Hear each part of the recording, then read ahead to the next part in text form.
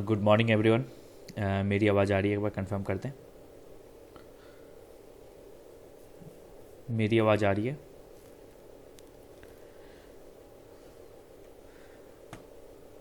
सभी को good morning.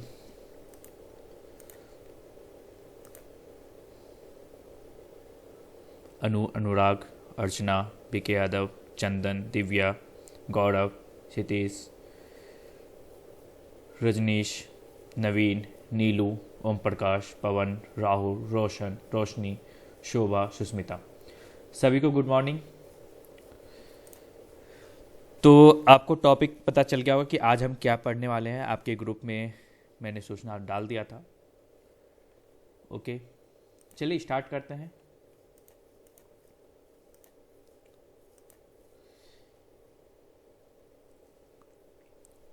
Okay, जो भी बात होगी आप सीधा मैसेज पे करेंगे, ठीक है। बीच में माइक ऑन नहीं करेंगे क्योंकि दूसरे को डिस्टरबेंस होते हैं इससे।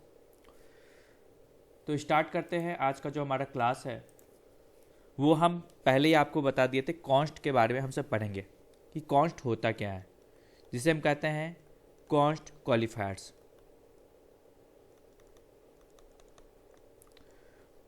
कोई बता सकते हैं क्या कि कॉन्स्ट क्वालिफायर्स होता क्या है?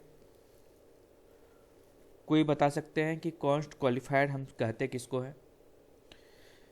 मैं यहाँ पे पहले एक डिफिनेशन लिख रहा हूँ, उस डिफिनेशन के बाद मैं प्रोग्रामिंग पे आऊँगा और प्रोग्रामिंग करके आपको दिखाते हुए आगे बढ़ते जाऊँगा, ठीक है। A variable can be marked as constant. Const मतलब क्या है? कांस्टेंट। टू सिंप्लीफाई या to specify that the value will not be changed. मतलब क्या कि हम जो भी वैल्यू को डिफाइन करते हैं ना, सपोज डैट मैंने डिफाइन किया इंट ए बराबर 10, और जब हम प्लस प्लस ए करते हैं तो क्या होता है? वैल्यू हमारा इंक्रीज हो जाता है। लेकिन जब हम कॉन्स्ट लगाएंगे, कॉन्स्ट कहाँ लगाएंगे? कॉन्स्ट अगर हम वेरिएबल पे लगाते हैं, जैसे कि कॉन्स्ट इंट ए बराबर 10, और अगर हम चाहेंगे प्लस प्लस ए करने के लिए, तो ये कभी भी हमारा कंपाइल नहीं होगा, कभी भी हमारा रन नहीं होगा, कभी भी एग्जीक्यूट नहीं होगा। क्यों? क्योंकि कॉन्स्ट मतलब क्या कि कांस्टेंट, और आप क्या कर रहे हो? एक तरफ कॉन्स्ट लिख रहे हो और दूसरी तरफ वैल्यू को चेंज करने का प्रयास कर रहे हो। तो हमारा सी प्लस प्लस कंपाइलर कभी भी इसका परमिशन नहीं देता है कि आप कॉन्स्ट यूज करो और उस वैल्यू को अपडेट करो या उस वैल्यू में कोई भी ऑपरेशंस परफॉर्म करो। सभी को यहाँ तक समझ में आ गया होगा? सभी को समझ में आ गया होगा? कॉन्स्ट मतलब क्या हुआ कि वैल्यू को आप चेंज नहीं कर सकते जब भी आप जिस पे भी कॉन्स्ट लगाते हो। क्या सभी को समझ में आया? चंदन जी लिख रहे हैं will can not change the value if it will be constant. बिल्कुल, वैल्यू जो होगा हमारा हमेशा कांस्टेंट होगा। कहाँ? तो जहाँ पे हम कॉन्स्ट को डिक्लेयर करेंगे। तो कॉन्स्ट को हम कहाँ कहाँ डिक्लेयर कर सकते हैं, पहले उसके बारे में देखेंगे। सबसे पहले मैं बात करूँगा कि कॉन्स्ट को हम कहाँ डिफाइन कर सकते हैं। तो कॉन्स्ट को हम डिफाइन कर सकते हैं डेटा मेंबर के साथ। जैसे डेटा मेंबर के साथ अगर हम बात करें तो हम कैसे डेटा मेंबर के साथ कॉन्स्ट डिफाइन करेंगे? जैसे कि अभी जस्ट मैंने बताया था, ये हमारा क्या है? कोई भी क्लास होता है। ध्यान से देखिएगा, मैं एक क्लास बना रहा हूँ डेमो नाम से, और इसके अंदर क्या होता है? इसके अंदर हम बोल सकते हैं data member and member functions होते हैं। तो मैं यहाँ पे लिख रहा हूँ इंट ए बराबर 10, इंट बी बराबर 20। तो ये जो होता है ये हमारा नॉर्मल डेटा मेंबर होता है। अगर हम इसके आगे कॉन्स्ट लगा दें तो ये हमारा जो मेंबर बनेगा, डेटा मेंबर बनेगा, ये कॉन्स्ट डेटा मेंबर बनेगा, ठीक है। ये कौन सा बनेगा? कॉन्स्ट। और ये कॉन्स्ट है क्या? ये कॉन्स्ट एक कीवर्ड्स है। कॉन्स्ट क्या है? एक कीवर्ड है, और जिसका कीवर्ड क्या होता है? जिसका कुछ ना कुछ स्पेशल मीनिंग होता है हमारे कंपाइलर में। तो जैसे हम कॉन्स्ट लिखे और हम वैल्यू को अपडेट करने के लिए चाहे तो ये परमिशन दे देगा, क्योंकि मैं यहाँ पे क्या कर रहा हूँ? इंट ए को वैल्यू को अपडेट कर रहा हूँ। जब सी आउट करूँगा तो ये वैल्यू क्या प्रिंट देगा? जल्दी से बताओ आप सभी, ये वैल्यू को क्या प्रिंट करके देगा? ये क्या वैल्यू को प्रिंट करेगा? अगर मैं इस वैल्यू को प्रिंट करने का चाह रहा हूं तो ये वैल्यू क्या प्रिंट करके देगा? सभी लोग जल्दी से कंफर्म करो।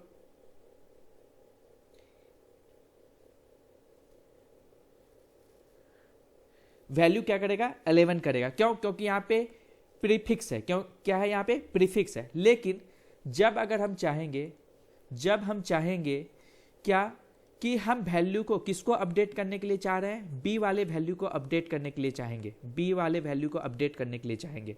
लेकिन बी वाला जो वैल्यू है ये कभी भी अपडेट नहीं होगा, कभी भी अपडेट नहीं होगा। क्यों? क्योंकि ये बी जो है ये कांस्टेंट है। कांस्टेंट मतलब क्या? ये क्या होगा, एरर आएगा। कहाँ पे? कंपाइल टाइम में हमारा एरर जनरेट करेगा कि वी कैन नॉट कंपाइल और define value change of the const data members, कि कभी भी हम वैल्यू कॉन्स्ट वाले को चेंज नहीं कर सकते हैं। सभी को समझ में आ गया? एक बार कंफर्म करो। हम नॉर्मल डेटा मेंबर को उसमें वैल्यू को अपडेट कर सकते हैं, लेकिन कॉन्स्ट वाले को कभी भी वैल्यू अपडेट नहीं करेंगे। तो सबसे पहला बात आया क्या कि हम जो है डेटा मेंबर के साथ कॉन्स्ट का यूज कर सकते हैं। डेटा मेंबर के साथ हम कॉन्स्ट का यूज कर सकते हैं। सभी को समझ में आया? पहले एक बार कंफर्म करो। सभी को समझ में आया? एक बार कंफर्म करो पहले।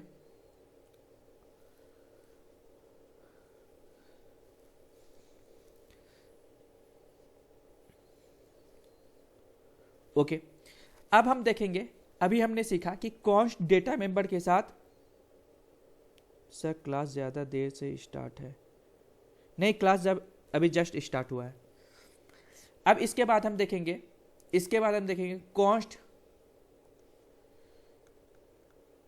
Const member function. क्या? कॉन्स्ट मेंबर फंक्शंस के साथ भी हम क्या कर सकते हैं, कॉन्स्ट लगा सकते हैं। जैसे मैं एक क्लास बना रहा हूँ, क्लास डेमो।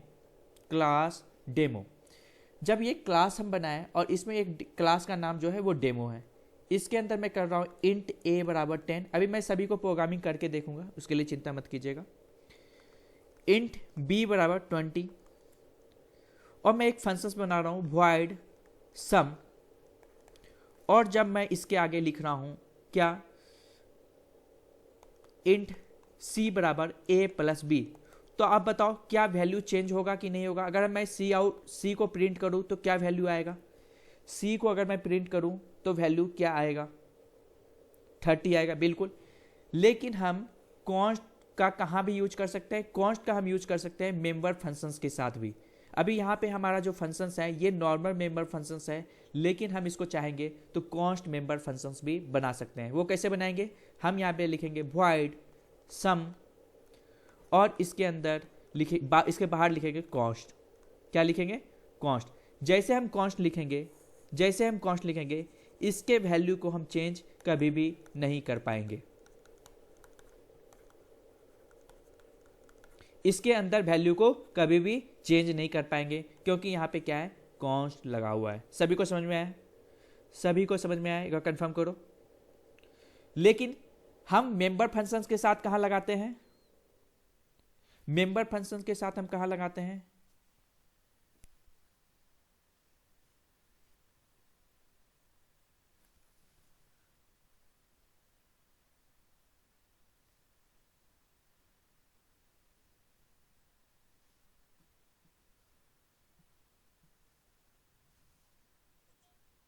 अब आवाज आ रही है? एक बार कंफर्म कीजिए, आवाज आ रही है?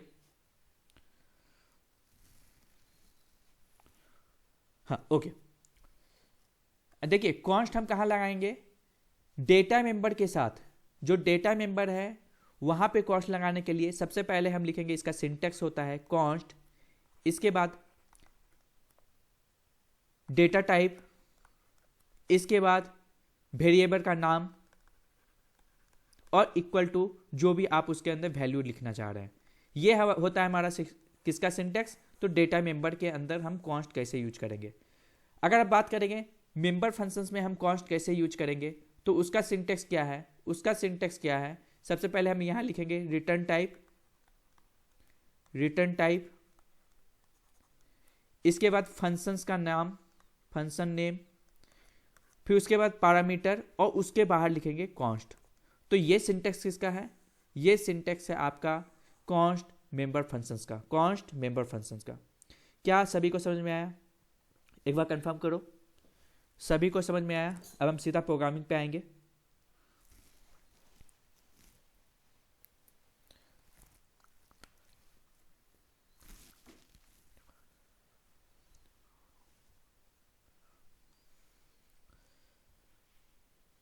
देखिए कॉस्ट का मतलब ही होता है, हाँ अभी प्रोग्रामिंग कराएंगे, चिंता मत कीजिए, प्रोग्रामिंग मैं करा रहा हूँ तो आपको समझ में आएगा, ठीक है।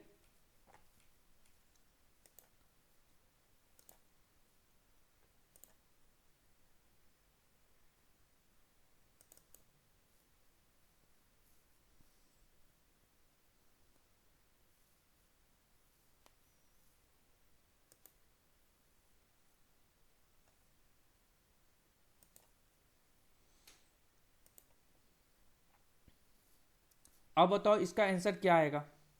मैं एक प्रोग्रामिंग आपके सामने रखा हूं, इसका आंसर बताओ आप सभी।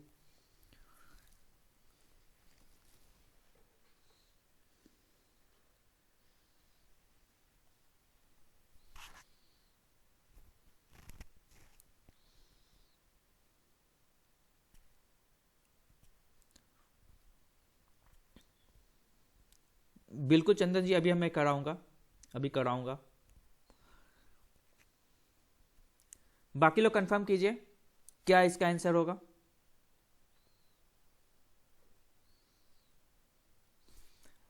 मैं इसको रन करता हूं पहले, इस प्रोग्राम को मैं रन कर रहा हूं। देखिए क्या आया, तो यहां पे एक एरर जनरेट किया।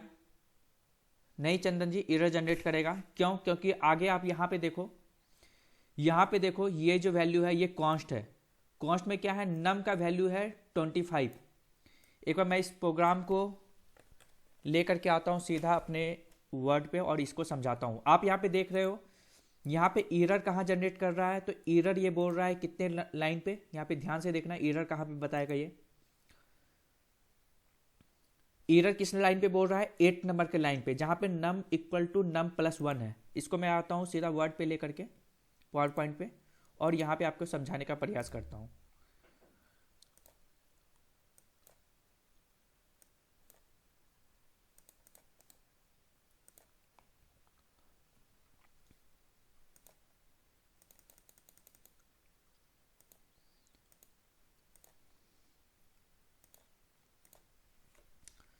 देखिएगा यहाँ पे चंदन जी, यहाँ पे क्या है, ये हच क्या है, प्री प्रोसेसर है, आईएसटीएम क्या है, हेडर फाइल्स है, तो हम वहाँ पे नहीं जाएंगे, हम सीधा आएंगे यहाँ पे।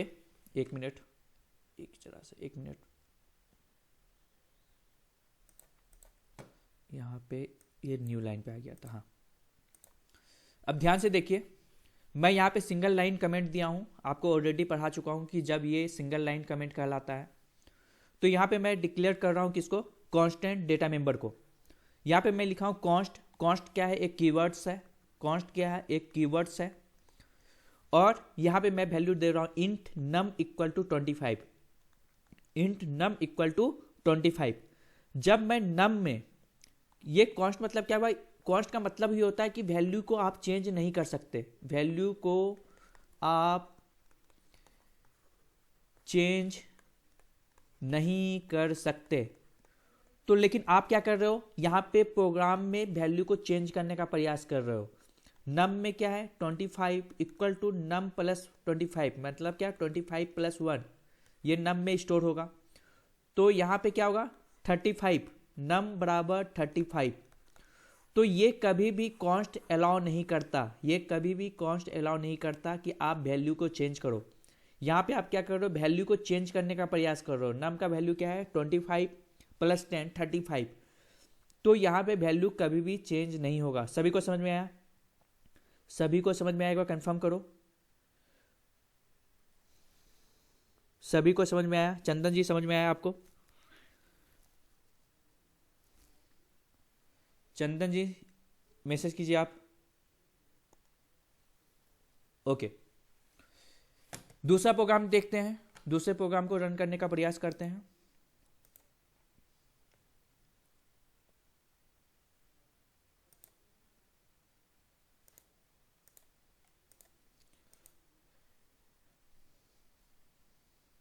इसका आउटपुट बताओ।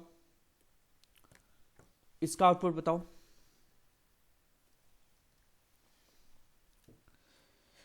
प्रियंका जी यही समझिए कि कांस्ट मतलब क्या होता है, उसके वैल्यू को हम चेंज नहीं कर सकते, बस, और कुछ नहीं है। इस प्रोग्राम में आप आंसर बताओ इसका।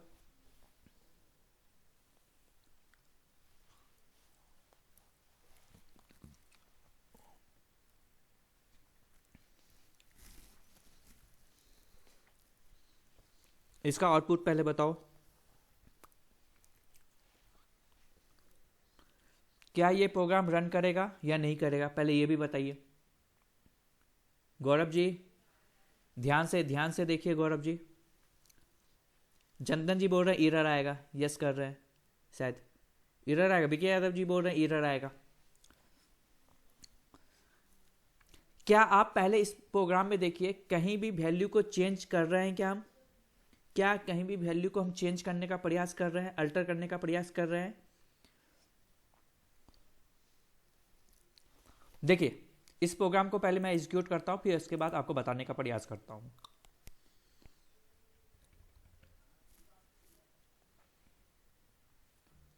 क्या आया? 45 आया ना। The sum of x and Y equal to Z, मतलब क्या कि 45 जेड में क्या स्टोर हो रहा है, एक्स प्लस वाई स्टोर हो रहा है। अब ध्यान से देखिएगा, इस प्रोग्राम को मैं आता हूं सीधा वर्ड पे लेकर के और यहां लिखता हूं।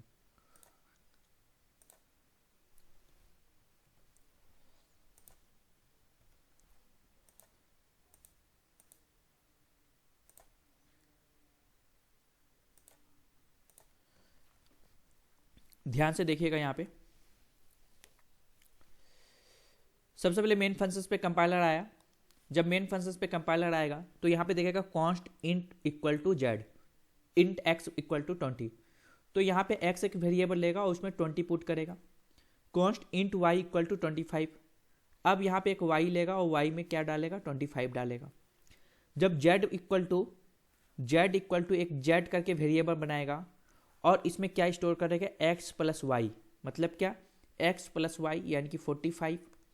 और मैं यहाँ पे क्या कर रहा हूँ, वैल्यू किसको प्रिंट कर रहा हूँ, प्रिंट कर रहा हूँ यहाँ पे जेड को, क्या कर रहा हूँ, प्रिंट। तो यहाँ पे कमेंट क्या आएगा, the sum of the x and Y is colon है, कॉलोन के बाद क्या है, जेड प्रिंट करना है, तो जेड में क्या है 45। तो ये हमारा आउटपुट आया था। अगर हम चाहें, क्या हम यहाँ पे, अब मुझे बताओगे आप सभी, यहाँ पे आप सभी बताओगे,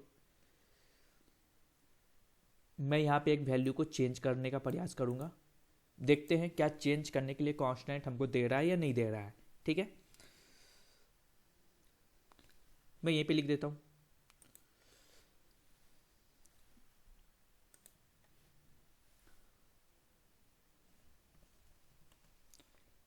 int a equal to plus plus x, और यहाँ पे मैं ए प्लस वाई को प्रिंट करूँगा। चलिए अब बताइए, अब बताइए क्या आएगा।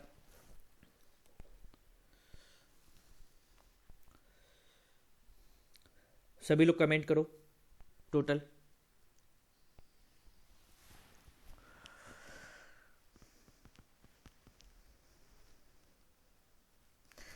अब यहाँ पे एरर क्यों आएगा वो ध्यान से देखो।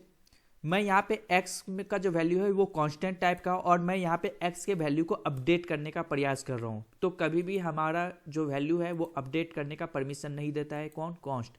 तो देखो कहाँ पे एरर आएगा, एक बार ध्यान से देखना, कहाँ पे एरर आया, तो इसी लाइन पे एरर आया जिस लाइन पे मैं वैल्यू को अपडेट करना चाह रहा था। तो एग्जाम में क्या हो सकता है कि आपको प्रोग्रामिंग दे और वहाँ पे लिखा रहेगा कांस्ट, तो आपको ध्यान से देखना है कि क्या वहाँ पे वैल्यू में कांस्ट लिखा हुआ है और क्या वैल्यू को अपडेट कर रहा है क्या कहीं पे प्रोग्राम पे। अगर अपडेट कर रहा है तो वो एरर कह रहेगा, किस टाइप का एरर, तो कंपाइल टाइम एरर। क्या सभी को समझ में आया, एक बार कंफर्म करो।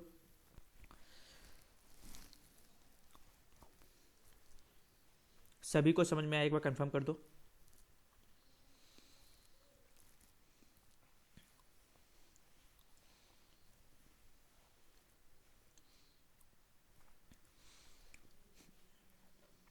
अब हमने देखा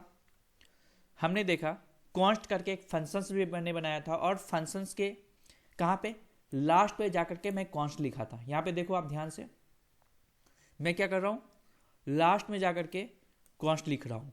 ठीक है, तो अब बताओ इस प्रोग्राम का आउटपुट क्या होगा।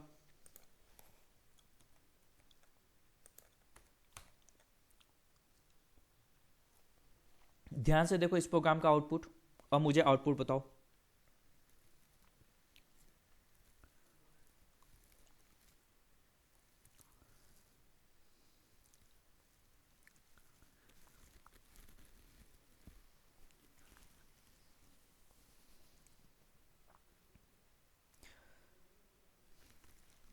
वो भी मैं बताऊंगा बीके यादव जी, जब हम कंपाइल टाइम, जब हम एरर पढ़ेंगे ना, एरर पढ़ने के समय हम आपको वो पूरा क्लियर करेंगे।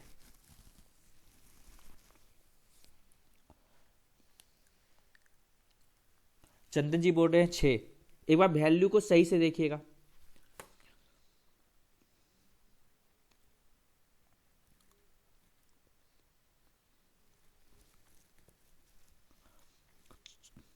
छः, प्रियंका 5। यहाँ पे मैं वैल्यू को पास किया हूं, एक बार ध्यान से देखिएगा, 2 और 3 मैं वैल्यू को पास किया हूं।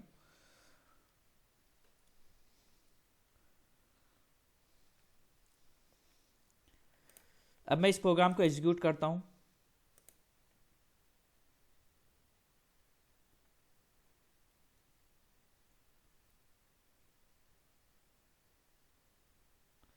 देखिए अब आप सभी क्या हो गए, गलत हो गए। क्यों? क्योंकि क्या दिया, प्रोग्राम एरर दे दिया। जितने लोगों ने 6 बोला, 5 बोला, 6 बोला, सभी का एरर हो गया। क्यों? अब आप बताओ। सभी का गलत है। पूर्णिमा, राहुल, गौरव, प्रिया, सुस्मिता, प्रियंका, क्षितिज, चंदन, क्यों गलत है? कुछ तो कारण है। और गलत कहाँ दे रहा है, यहाँ पे देखिए, वैल्यू चेंज कर रहे हैं इसलिए। बिल्कुल। तो आपको प्रोग्रामिंग में क्वेश्चन पैटर्न में ये देखना है, क्या वैल्यू उसके अंदर जो भी रहेगा कॉन्स्ट है, इसलिए तो आपने आंसर दे दिया 5 और 6। फिर से देखिए, मैं इस प्रोग्राम को सीधा लेकर के आता हूं अपने वर्ड में, पावर पॉइंट में, और वहां समझाने का प्रयास करता हूं मैं।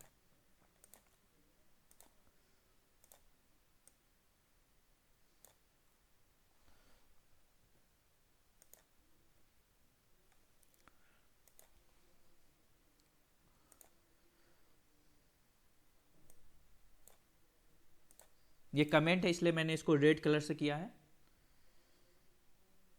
फिर से वही बात है कि मैं यहाँ पे अभी जस्ट आपको फंक्शंस डिक्लेयर करने के लिए बताया था कि कॉन्स्ट फंक्शन हम कैसे डिक्लेयर करते हैं। तो वहाँ पे सिंटैक्स भी पूछा जा सकता है कि कॉन्स्ट फंक्शन को हम कैसे डिक्लेयर करते हैं। तो हम सबसे पहले लिखते हैं उसका रिटर्न टाइप, उसके बाद फंक्शंस का नाम,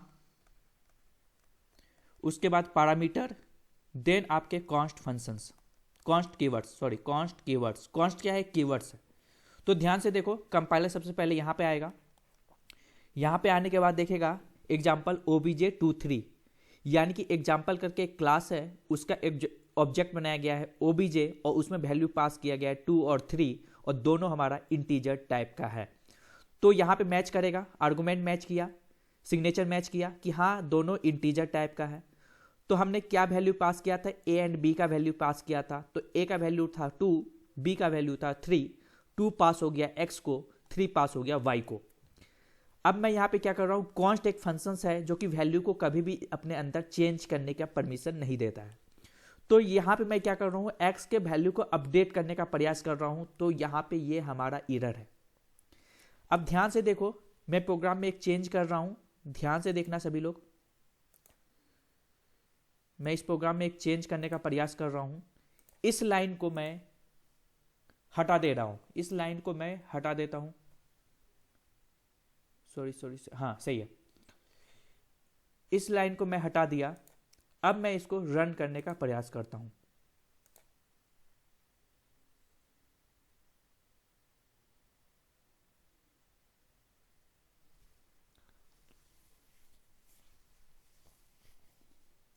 तो इसका आंसर क्या आया? 5 आया ना। इसका आंसर क्या आया? 5 आया। क्यों? क्योंकि अब मैं वैल्यू को अपडेट नहीं कर रहा हूँ, अब मैं सीधा वैल्यू को क्या कर रहा हूँ, प्रिंट कर रहा हूँ। जब भी हम वैल्यू को प्रिंट करेंगे तो वो प्रिंट दे देगा। लेकिन जब हम वैल्यू को उस फंक्शंस के अंदर कोई भी वैल्यू को अपडेट करने का प्रयास करेंगे तो वो वैल्यू को अपडेट करने का परमिशन नहीं देगा। सभी को समझ में आ गया? एक बार कंफर्म कर दो। सभी को समझ में आ गया? एक बार कंफर्म करो पहले।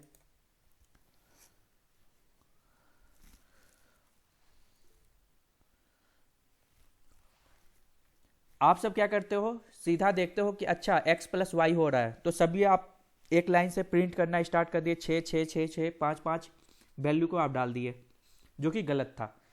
कोई भी फंक्शंस के अंदर कोई भी वैल्यू अगर अपडेट होता है तो वो हमारा एरर होगा। ठीक है, अब हम देखेंगे कॉन्स्ट ऑब्जेक्ट। क्या देखेंगे? Const object. अब मैं यहां पे लिख रहा हूं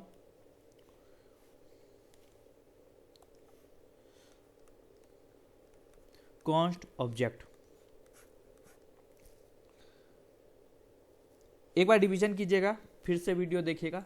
ठीक है, कॉन्स्ट ऑब्जेक्ट क्या है? कॉन्स्ट ऑब्जेक्ट क्या है? जब हम कोई क्लास बनाते हैं तो क्लास का लास्ट पे क्या बनाते हैं? ऑब्जेक्ट बनाते हैं ना। जैसे कि मैं एक क्लास बना रहा हूं, क्लास डेमो, और इसके अंदर मैं वैल्यू पास कर रहा हूं इंट a बराबर 10, इंट b बराबर 20, और इसके अंदर में फंक्शंस बनाया void sum, और मैं यहाँ पे क्या कर रहा हूँ, int c equal to a plus b। ये हो गया। अब मैं क्या कर रहा हूँ, एक इसका ऑब्जेक्ट बनाने का प्रयास करता हूँ। कहाँ? बाहर में, मेन फंक्शंस में। तो मैं एक फंक्शन बनाया मेन, और इसके अंदर क्या किया, ऑब्जेक्ट बनाया किसका? डेमो obj, और इस obj से मैं क्या करता हूँ, इस फंक्शंस को कॉल करता हूँ, तो क्या बनाया? obj sum।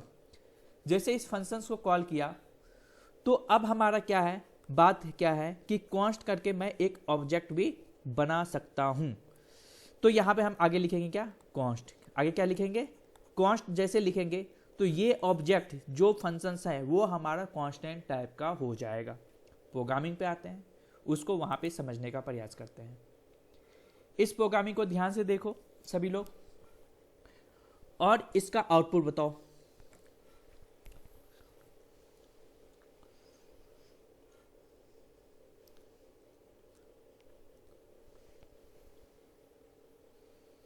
इस प्रोग्रामिंग को देखो ध्यान से और इसका आउटपुट बताओ।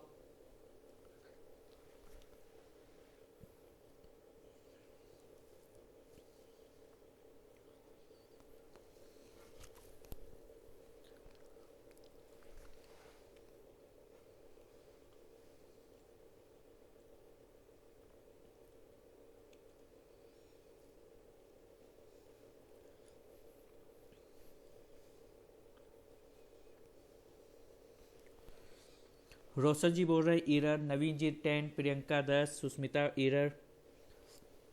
जल्दी बताओ सभी लोग। अब मैं इस प्रोग्राम को एग्जीक्यूट करता हूं, ध्यान से देखना।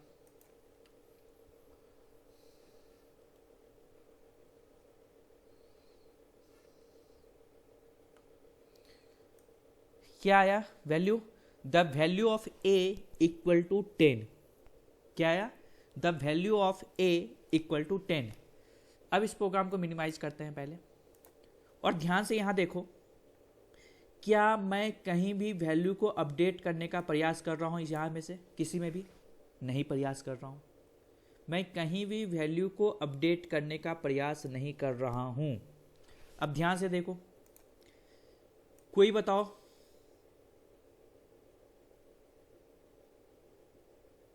पूर्णिमा, आप ये बताओ कि ये हमारा किस टाइप का क्लास है? ये हमारा क्या है? ABC करके जो मैं क्लास बनाया हूं, ये किस टाइप का क्लास है? ये है क्या आखिर?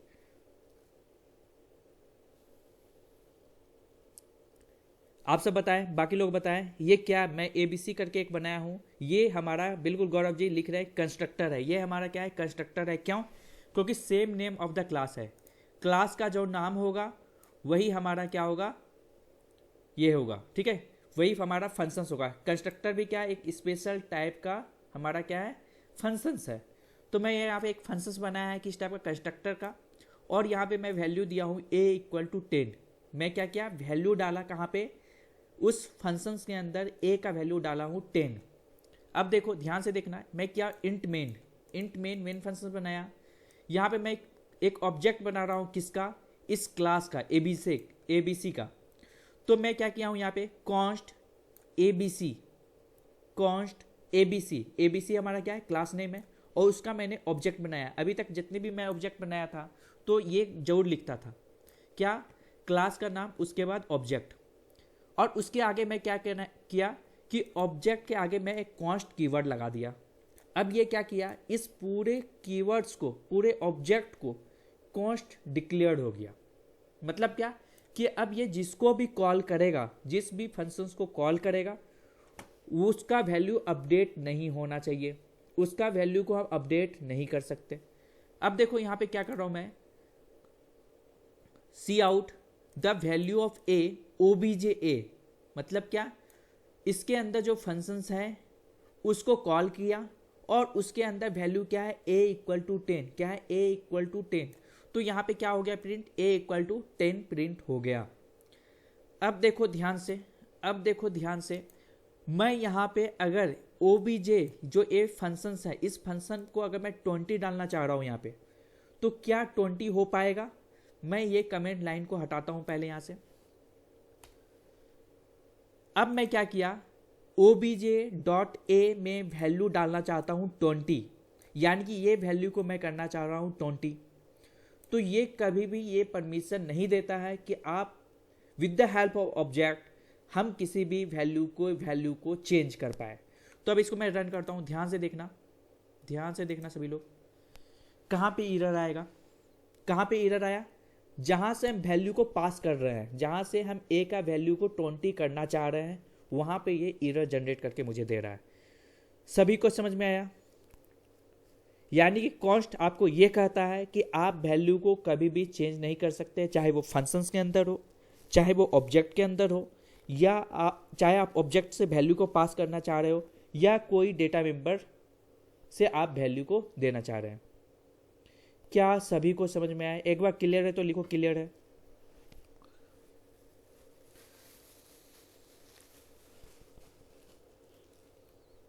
आज का टॉपिक बहुत ज़्यादा इंपॉर्टेंट है।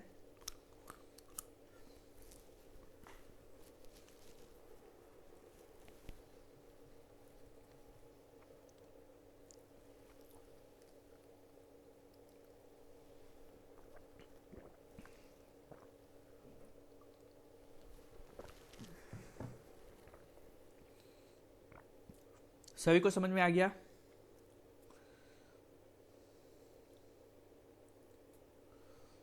एक मिनट में नाम पढ़ता हूँ, ऐसे तो कमेंट आता नहीं है जल्दी।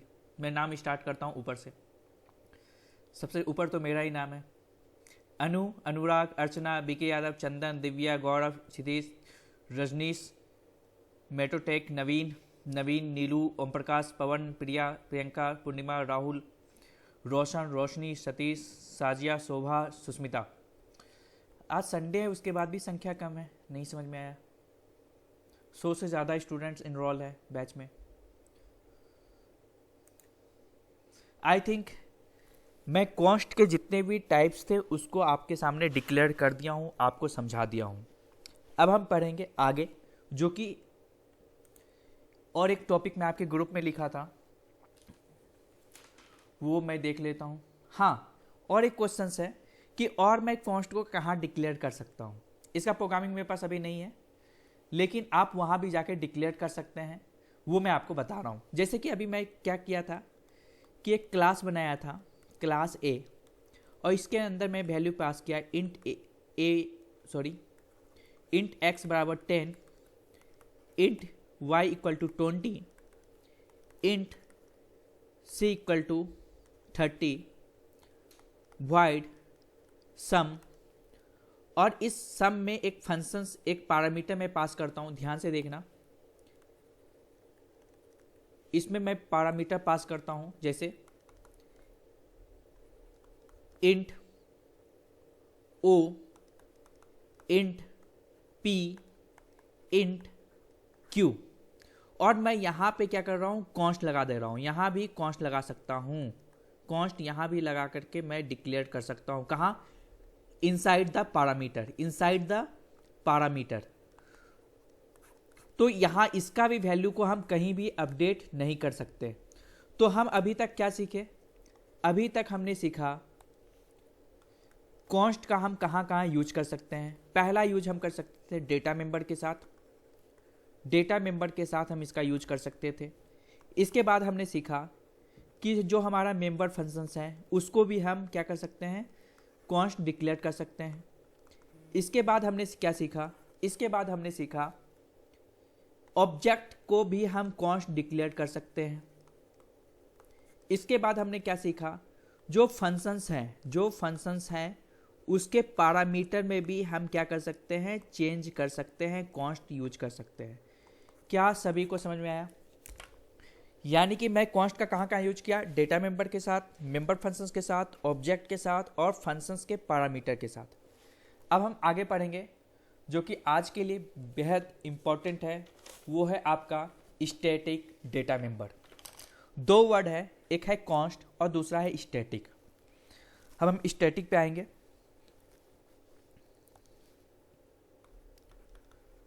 स्टैटिक, पहले डेटा मेंबर पढ़ेंगे उसके बाद member functions. Static data member, आखिर स्टैटिक डेटा मेंबर है क्या, और एक हम इसके बाद पढ़ेंगे स्टैटिक मेंबर फंक्शंस। ठीक है, सबसे पहले हम स्टैटिक डेटा मेंबर के बारे में हम कुछ लिखना चाह रहे हैं, उसको ध्यान से आप अपने कॉपी में नोट करोगे। पहले it is initialized to zero, to zero, copy में लिखो पहले। whenever the first object of its class is created। अभी हम बताएंगे भी आपको। no other initialization is permitted।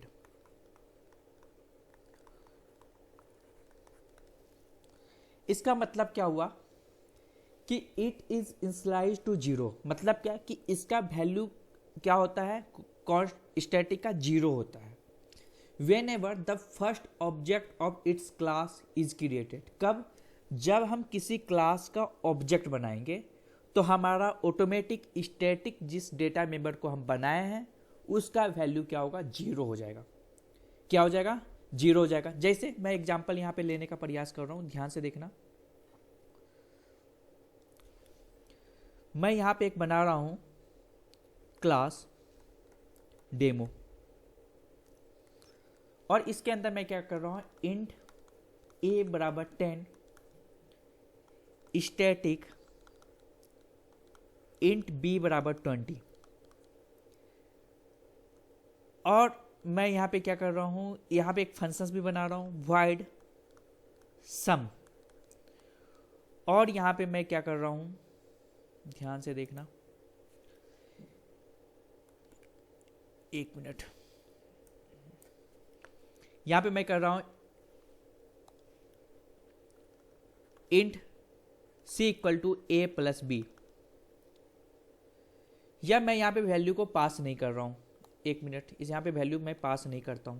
ठीक है, हाँ, यहां पे मैं क्या किया, वैल्यू को पास ही नहीं किया। तो जब भी हम मेन फंक्शंस बनाते हैं और मेन फंक्शंस बनाने के समय, मेन फंक्शंस बनाने के समय जैसे भी हम ऑब्जेक्ट डिक्लेयर करते हैं उस क्लास का, मैंने क्या किया, डेमो ओबीजे, जैसे मैं ऑब्जेक्ट बनाया डेमो क्लास का, तो ऑटोमेटिक बी का वैल्यू क्या होगा, बी का वैल्यू क्या होगा, जीरो इनिशियलाइज हो जाएगा। जो बी वेरिएबल बनेगा उसका वैल्यू जीरो हो जाएगा। क्या हो जाएगा, जीरो हो जाएगा। तो यही हमारा क्या है, स्टैटिक डेटा मेंबर है। हम कभी भी उस वैल्यू में, जैसे कि अगर मैं यहाँ पे लिखता हूँ, ध्यान से देखना, रेड पेन में यहाँ ले रहा हूँ, इंट b इक्वल टू 20, तो ये कभी भी हमारा स्टैटिक कीवर्ड्स अलाउ नहीं करता, अलाउ नहीं करेगा। अलाउ नॉट अलाउड कर देता हूँ मैं, नॉट अलाउड। क्यों? क्योंकि यहाँ पे ध्यान से स्टेटमेंट को पढ़ना। It is initialized to 0 whenever the first object of its class is created. जैसे मैं इस क्लास का पहला ऑब्जेक्ट बनाया तो ऑटोमेटिक इसका वैल्यू क्या होगा? 0 होगा। नो अदर इंसलाइजेशन इज परमिटेड, मतलब क्या कि मैं इसमें अभी क्या कर रहा था? वैल्यू को इंसलाइज करने का प्रयास कर रहा था। यहां पे अगर मैं वैल्यू को प्रिंट करना चाहूं तो प्रिंट हो जाएगा, लेकिन b का वैल्यू प्रिंट होगा 0 और a का वैल्यू होगा 10। अभी मैं प्रोग्रामिंग करके बताऊंगा। क्या सभी को ये स्टेटमेंट समझ में आया? हम b स्टैटिक इंट b में वैल्यू कुछ भी डिफाइन नहीं कर सकते। इसका बाय डिफॉल्ट वैल्यू 0 होता है, और वो कब होगा? जब हम उस क्लास का ऑब्जेक्ट बनाएंगे। ऑब्जेक्ट के समय ही उस वैल्यू को इंस्टॉलेशन दिया जाता है। क्या ये कथन सभी को समझ में आया?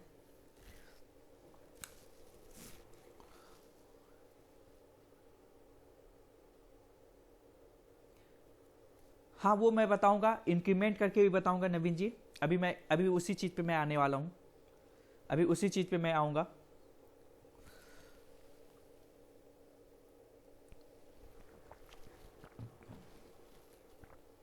बाकी लोग कमेंट कीजिए, फिर से नाम बोलना पड़ेगा लग रहा है। वो 50 अलाउ ही नहीं करेगा। यहाँ पे अदर मैं एक वर्ड और लिखा हूं, no other installation is permitted. मतलब क्या है कि हम वैल्यू इसमें डाल ही नहीं सकते, हम b में कोई भी वैल्यू नहीं डाल सकते, इसलिए मैं यहाँ लिखा हूं नोट अलाउड। प्रियंका जी, यहाँ पे हम वैल्यू नहीं डाल सकते, ठीक है। चलिए आगे बढ़ते हैं।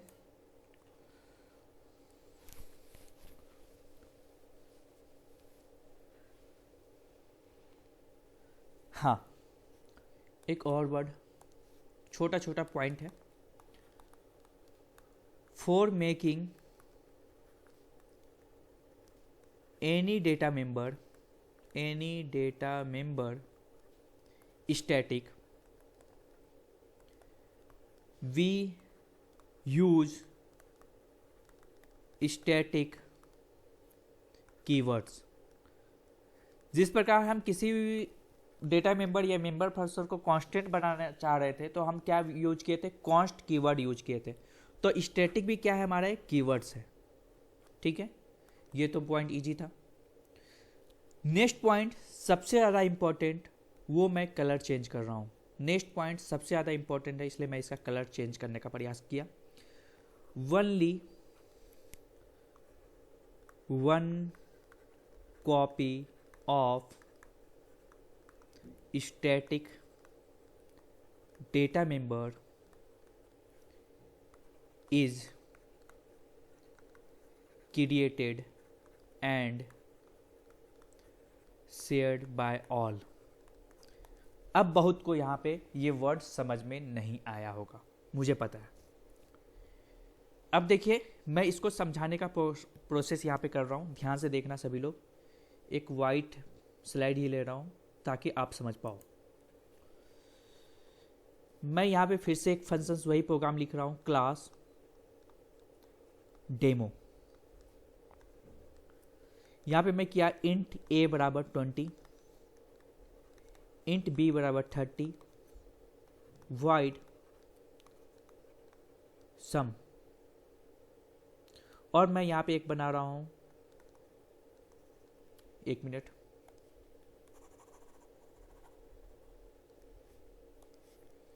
मैं यहाँ पे लिख रहा हूँ इंट, पहले इसको स्टैटिक बनाता हूँ,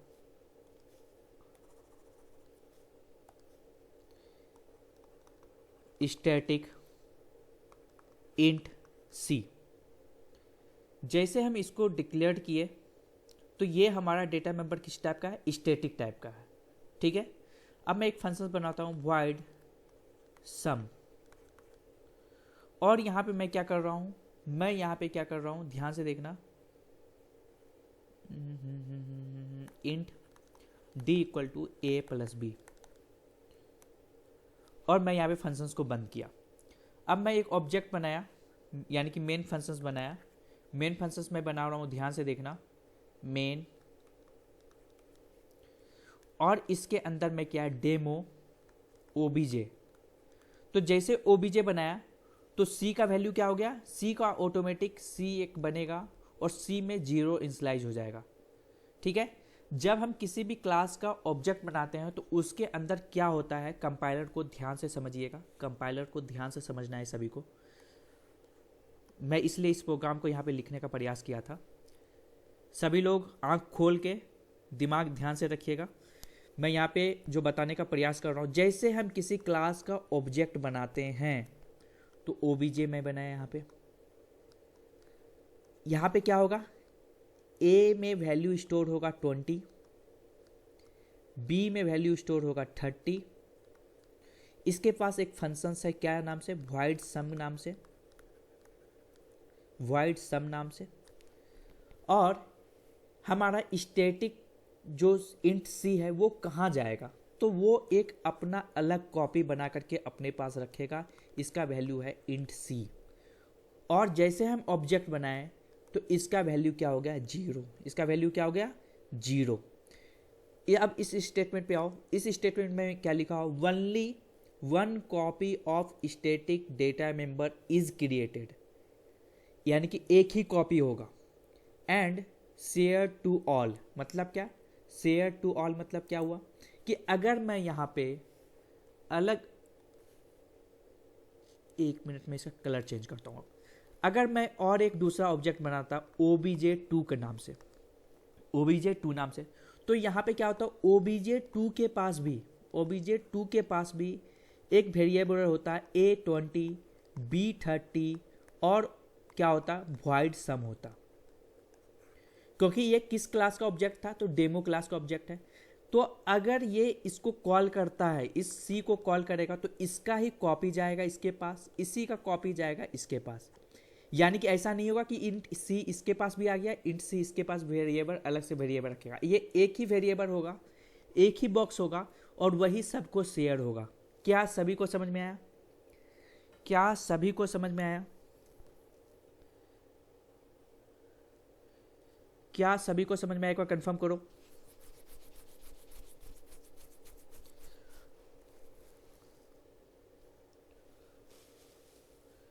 प्रियंका जी बोल रहे फिर से रिपीट करने के लिए, फिर से मैं रिपीट करता हूं, जब हम किसी क्लास का ऑब्जेक्ट बनाते हैं, लास्ट वाला वंस अगेन, जब हम किसी क्लास का ऑब्जेक्ट बनाते हैं तो ऑब्जेक्ट, जैसे कि हम एक ओबीजे बनाएं तो ओबीजे किस क्लास का है, डेमो क्लास का एक ऑब्जेक्ट है, उसके अंदर क्या क्या है, ए है, बी है, तो ए में 20 है, बी में 30 है, और इसके पास एक फंक्शन है void sum, तो यही फंक्शन यहाँ पे। दूसरा ऑब्जेक्ट बनाते हैं तो फिर से हमारा क्या होता है, मेमोरी ऑक्युपाई करता है। अब बी किसका बना है, तो डेमो क्लास का ऑब्जेक्ट बना है, उसके अंदर भी इंट ए बराबर 20 है, बी बराबर 30 है और void sum करके एक फंक्शन है, ये यहाँ आ गया। अब देखो, जैसे ये दोनों हमारा ऑब्जेक्ट बना और हमारा स्टैटिक इंट सी है, मतलब क्या हुआ, ये क्या कहता है, ये कहता है only one copy of static data member is created, सिर्फ एक ही कॉपी इसका क्रिएट होगा। और शेयर टू ऑल मतलब क्या हुआ, यही अब क्या करेगा, सबको शेयर करेगा, सबको यही शेयर होगा। एक मिनट,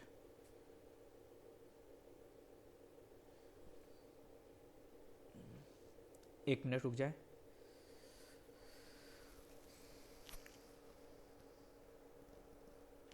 अब समझ में आया कि मतलब क्या, कि एक कॉपी बनाएगा सी का स्टैटिक का और वो सभी को शेयर होगा, जितना ऑब्जेक्ट हम बनाए ना सभी को वो शेयर होगा।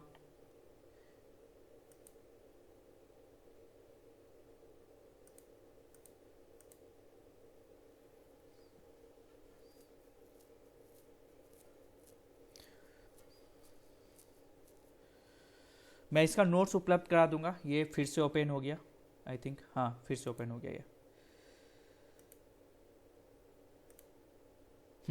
बच गया। चलिए इसके बाद वाला जो वर्ड था वो हट गया। मैं फिर से लिख देता हूँ यहाँ पे वो वर्ड, क्योंकि सिस्टम हैंग हो गया था अभी जस्ट। मैं अभी क्या बताया कि only one copy of static data member is created and shared by all। सभी को समझ में आ गया ये स्टेटमेंट क्या मैं बोला। अगला अगला जो इसके लिए इंपॉर्टेंट है वो इंपॉर्टेंट है it's visibility to entire program. मतलब क्या कि जहां भी हम स्टैटिक बनाएंगे तो उसका विजिबिलिटी मतलब कि उसको कहीं भी पूरे प्रोग्राम में कहीं भी उसको कॉल कर सकते हैं। अब हम सीधा प्रोग्राम पे आएंगे तो आपको और भी क्लियर समझ में आएगा। हम सीधे प्रोग्राम पे आते हैं।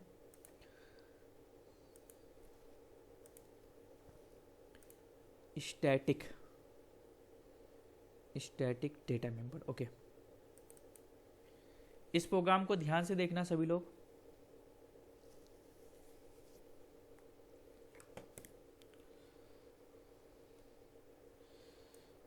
प्रोग्राम की थोड़ी सी साइज बड़ा है, कोई बात नहीं।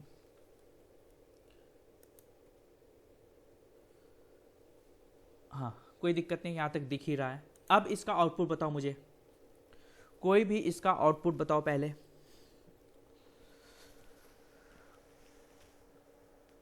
सीधा पहले मेन फंक्शंस पे आना, मेन फंक्शन से चेक करने का प्रयास करना कि कह क्या रहा है वैल्यू।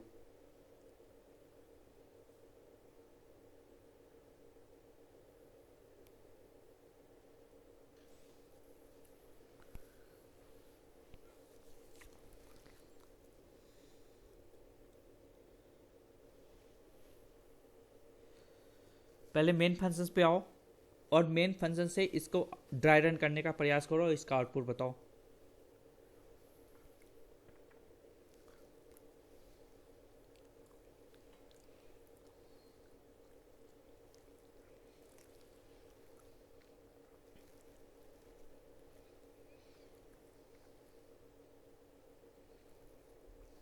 गलत, सही। गौरव जी का सही है, अनुराग का गलत है, दिव्या सही है।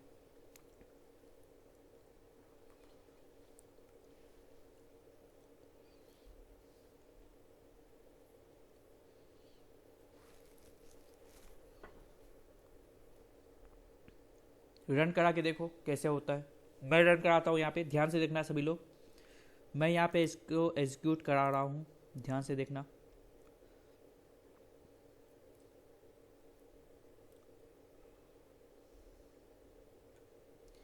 क्या वैल्यू आया?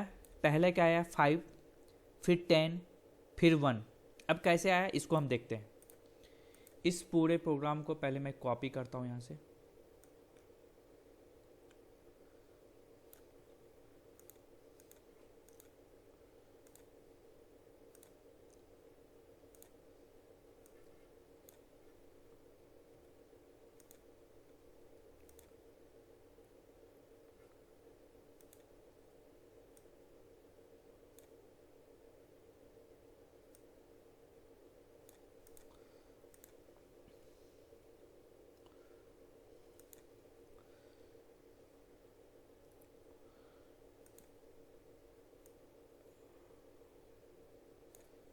मैं प्रोग्राम को अभी जस्ट कॉपी कर रहा हूँ, 1 मिनट।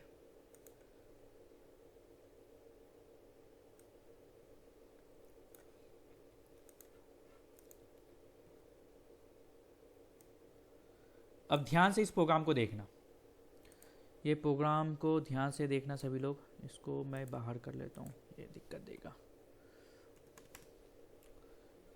इसको छोटा सा,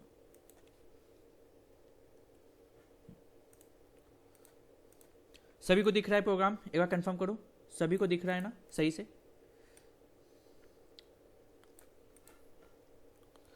चलो हाँ, स्टार्ट करता हूं, इसको समझाने का प्रयास करता हूं। मैं यहां पे बनाया हाँ, एक सबसे ज़्यादा इम्पॉर्टेंट है, अभी मैं एक पॉइंट लास्ट में लिखाया था कि इसका जो विजिबिलिटी है, it's visibility to entire program. इसका मतलब क्या हुआ कि इसका जो विजिबिलिटी रहेगी वो पूरे प्रोग्राम में रहेगा। इसका मेन कारण क्या है कि जब भी हम स्टैटिक बनाते हैं तो उसको हम कैसे डिफाइन करते हैं, तो उस क्लास के बाहर डिफाइन करते हैं। ये स्टेटमेंट सबसे ज़्यादा इम्पॉर्टेंट है कि किसी भी स्टैटिक को डिफाइन करने के लिए हम उस क्लास के बाहर डिफाइन करते हैं क्या, कि इंट जेड हमारा जो स्टैटिक है वो किस टाइप का है, तो इंटीजर टाइप का है। तो ये कहाँ है, ये डेमो क्लास के अंदर है, और उस स्टैटिक का क्या नाम है, वेरिएबल का क्या नाम है, तो जेड नाम है। ठीक है, अब देखो सीधा मेन फंक्शंस पे आएंगे। यहाँ पे लिखें डेमो, क्लास हमारा डेमो है, उसका 2 ऑब्जेक्ट बनाए गए हैं, एक ए एक ए बी नाम से। कितने ऑब्जेक्ट बनाए गए हैं, 2 ऑब्जेक्ट बनाए गए हैं, एक ए नाम से, एक बी नाम से। अब देखो क्या किया है, ए जैसे ऑब्जेक्ट बनाते हैं तो क्या होता है, हमारा स्टैटिक जो भी वेरिएबल रहेगा उसमें जीरो इनिशियलाइज हो जाएगा। तो अब यहाँ पे स्टैटिक क्या है, हमारा जेड है। ध्यान से देखना, मैं ध्यान से बता रहा हूँ, फिर से मैं रिपीट नहीं करूँगा इसको। जेड इक्वल टू 0 क्या इनिशियलाइज हो गया, और हमारा स्टैटिक क्या है, जेड है, और जब भी हम ऑब्जेक्ट बनाते हैं उसका वैल्यू हो जाता है 0। अब देखो ध्यान से, अब मैं क्या किया, ए ऑब्जेक्ट से फिर से हम कंपाइलर की तरह हम बनना चाह रहे हैं। देखो यहाँ कंपाइलर है, यहाँ पे ए ऑब्जेक्ट है, इसके पास क्या क्या है, तो इसके पास है इंट ए है, सॉरी इंट एक्स है, एक्स ने ए ही मानो, रुको 1 मिनट,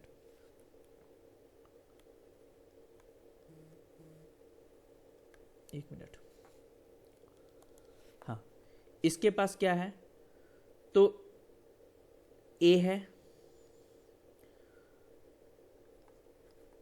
इंट बी है, गेट डेटा है,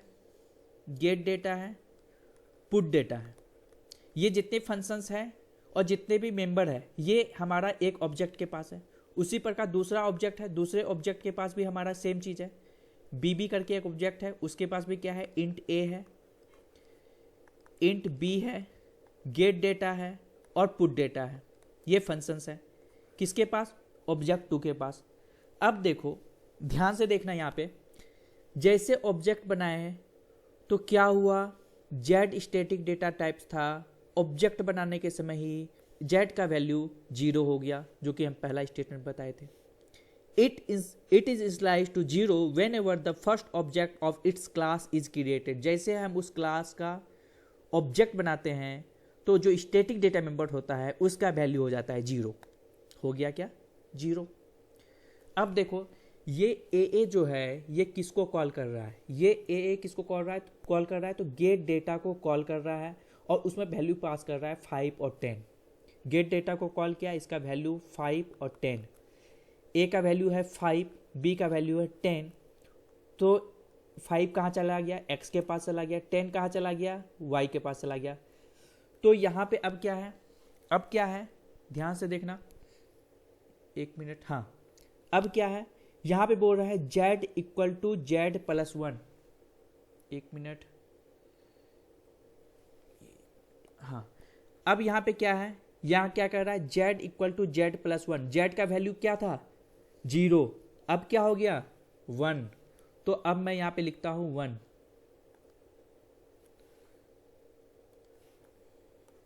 अब यहाँ मैं लिख दिया 1, ये जेड का वैल्यू क्या हो गया अब 1, क्योंकि यहाँ पे जेड प्लस 1 है, और जेड 0 कब हुआ था, जब हम किसी क्लास का ऑब्जेक्ट बनाए थे।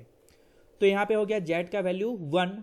अब यहाँ पे हमारा क्या है, किसको कॉल कर रहा है, तो कॉल कर रहा है ए डॉट पुट डेटा। मतलब क्या है, इस फंक्शंस को कॉल कर रहा है। जब इस फंक्शंस को कॉल किया तो एक्स का वैल्यू क्या था, एक्स का वैल्यू हो गया 5, एक्स का वैल्यू क्या था 5, वाई का वैल्यू क्या हो गया, बी चला गया था वाई को, तो हो गया 10।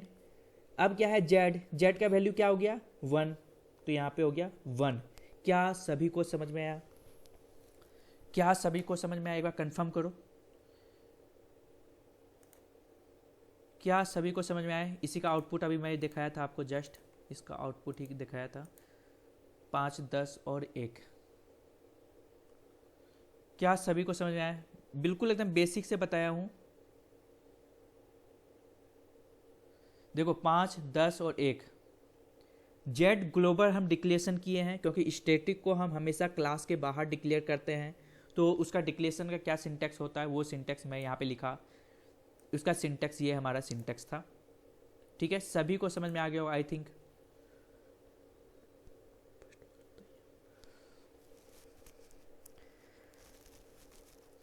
अभी मैं दूसरा प्रोग्राम ही करा रहा हूँ, चिंता मत कीजिए प्रियंका जी। बाकी लोग कमेंट कीजिए, सब लगता है सो गए आज। अब मैं नाम पढ़ता हूँ यहाँ से, अब कमेंट आना स्टार्ट होगा।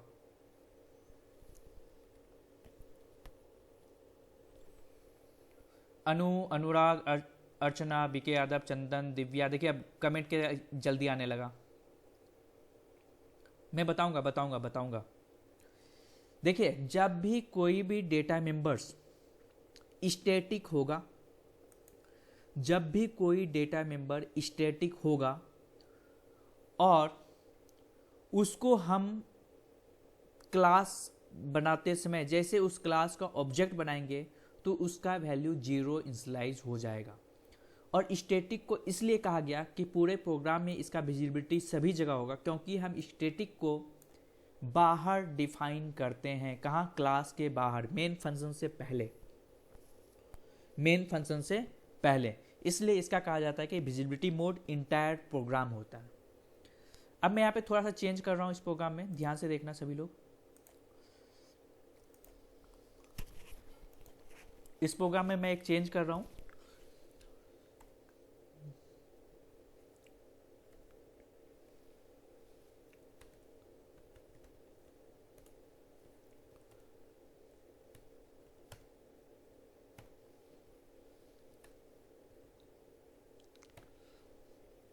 अब इसका आउटपुट बताओ।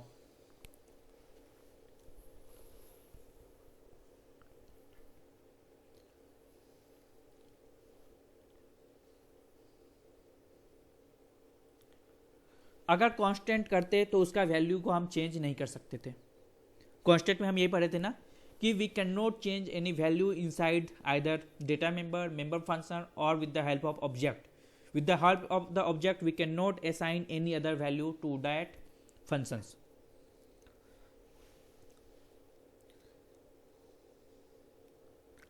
इसका आउटपुट बताओ। ड्राई रन करने का प्रयास करोगे पहले। प्रोग्राम वही है।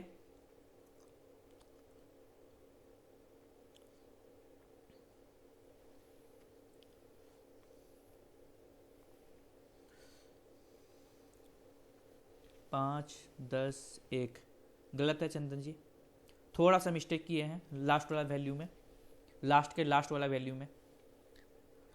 पूरा नवीन जी पूरा लिखिए आउटपुट।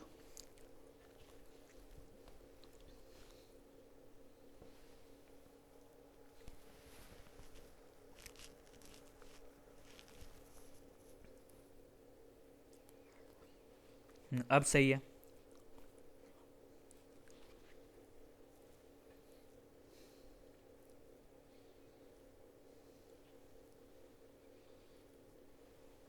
अब सही है सभी का।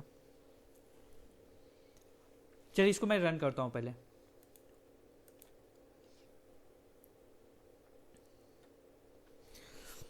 मेरा ये कहना है कि जो भी आप चैप्टर पढ़ रहे हो उसका कंसेप्ट इतने अच्छे से रखो ना कि अगर कोई पूछे तो आप उसको पढ़ा पाओ। ठीक है, कोई पूछे तो उसको पढ़ा पाओ कि क्या कैसे हो रहा है। ठीक है, 1 मिनट। अच्छा, मैं यहाँ पे पुट फंक्शंस को कॉल नहीं किया हूँ, बी वाले को कॉल नहीं किया हूँ। B dot put data.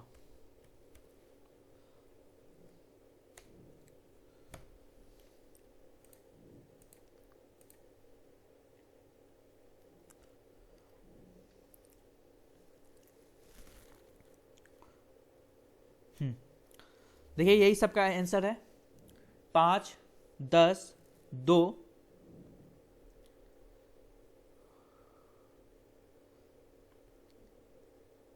ये आंसर है सभी का। थोड़ा सा प्रोग्राम चेंज किया हूं मैं, एक बार फिर से आउटपुट दोगे, एक बार फिर से आउटपुट दोगे। मैं थोड़ा सा चेंज किया हूँ, वैल्यू को कॉल करने में यहाँ पे चेंज किया हूँ। रुक जाओ 1 मिनट, इस वैल्यू को मैं भी हटा देता हूँ, इस वैल्यू को मैं हटाता हूँ 1 मिनट। अब बताना, रुक जाओ, अब बताना सभी लोग। वैल्यू को थोड़ा सा चेंज किया हूँ, फंक्शंस कॉल करने का, जिस प्रकार आप फंक्शन को कॉल करोगे ना उसी टाइप से वो रिजल्ट देगा। अब बताओ इसका आउटपुट, अब इसका आउटपुट बताओ। मैं क्या क्या फंक्शंस को आप जैसे कॉल करोगे उसके अकॉर्डिंग ही हमें रिजल्ट देगा, ये याद हमेशा रखना।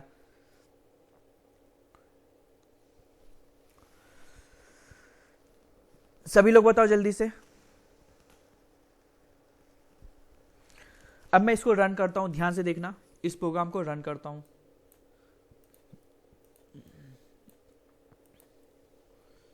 इसको मैं यहां से कॉपी करता हूं पहले।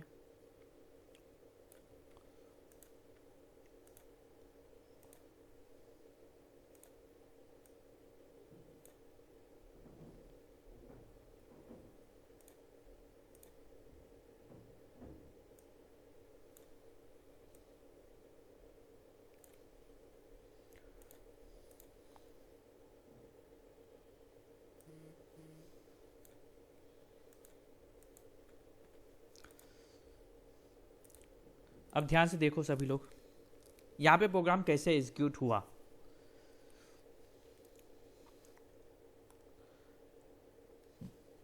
मेन फंक्शंस पे गए, मेन फंक्शंस पे देखा कि डेमो करके एक ऑब्जेक्ट बनाया गया है ए। सबसे पहले हम देखेंगे कि इस क्लास में स्टैटिक क्या है। स्टैटिक क्या है, इंट जेड जो है हमारा स्टैटिक है। तो जेड का वैल्यू जैसे इस ऑब्जेक्ट बनाए तो हमारा वैल्यू हो जाएगा यहाँ पे जेड का, जेड में 0, क्योंकि ऑब्जेक्ट के समय ही स्टैटिक में क्या होता है 0 वैल्यू इनिशियलाइज हो जाता है। ए dot gate data, gate data को कॉल किए, गेट डेटा को कॉल हुए तो यहाँ पे वैल्यू क्या है 5 और 10, क्या है 5 और 10। 5x को गया, b के हेल्प से y में चला गया 10। अब यहाँ पे क्या हुआ, z equal to z plus 1, मतलब क्या हुआ z प्लस 1 मतलब कि 0 था, अब क्या हो गया वैल्यू 1। अब क्या हो गया z का वैल्यू 1। अब जैसे यहाँ पे 1 हुआ तो फिर से यहाँ पे स्कोप से बाहर होगा, फिर यहाँ पे b वाला वैल्यू स्कोप स्टार्ट होगा, b डॉट गेट डेटा, फिर से ऑब्जेक्ट बनाया गया है b नाम से, और वो किसको कॉल कर रहा है, सेम क्लास के फंक्शंस को कॉल कर रहा है, सेम फंक्शंस को कॉल कर रहा है। अब देखो b का वैल्यू क्या हो गया, b का वैल्यू हो गया x के जगह 20, जो वैल्यू था हमारा 5 अब हो गया क्या 20, और इस 20 से क्या हो गया x में चला गया, फिर 30 से कहाँ चला गया 10 की जगह हो गया 30 अलग वेरिएबल में। अब जैसे यहाँ पे हुआ, अब यहाँ पे z प्लस 1 मतलब क्या, अब पहले 1 था अब क्या हो गया 2, अब क्या हो गया 2। अब जैसे इस फंक्शंस को कॉल करेंगे, किस फंक्शंस को, bb यानी कि ऑब्जेक्ट डॉट पुट डेटा, जैसे पुट डेटा को ऑब्जेक्ट को कॉल किए तो x में आ गया 20, b में y में आ गया 10, और z को प्रिंट करेंगे तो z का वैल्यू क्या हो गया 2। क्या सभी को समझ में आया? तो क्या आंसर होगा, आंसर क्या हुआ 20, 30 और 2। सभी को समझ में आया, एक बार कंफर्म करो।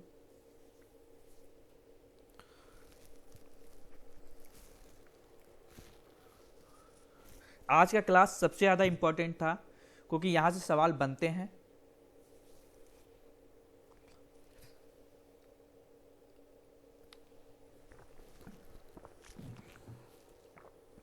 सबसे पहले आप फंक्शंस को देखोगे और फंक्शन जिस आधार पे कॉल करेगा उसी आधार पे आप उसको ड्राई रन करके लिखोगे कॉपी में।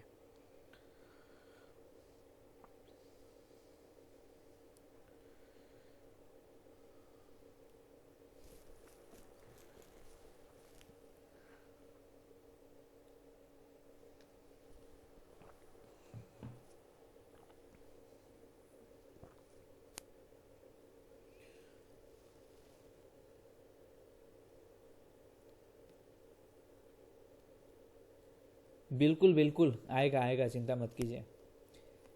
क्या क्या बीपीएससी कर रहा है आजकल? कि प्रोग्रामिंग वे दे दिया, बोल दिया इसका आउटपुट निकालने के लिए। बीपीएससी 1.0 के क्वेश्चंस को उठा के देखिए, वहाँ इसी टाइप के क्वेश्चंस दिए गए हैं। और आपसे ये भी पूछा जा सकता है कि स्टैटिक का मतलब क्या होता है। स्टैटिक में बाय डिफ़ॉल्ट वैल्यू क्या होता है जब वो उस क्लास का ऑब्जेक्ट बनता है, तो 0 बनता है। कब 0 होगा स्टैटिक का? जब हम उस क्लास का ऑब्जेक्ट बनाएंगे। ठीक है, चलिए आगे बढ़ते हैं। अब हम देखेंगे स्टैटिक फंक्शंस।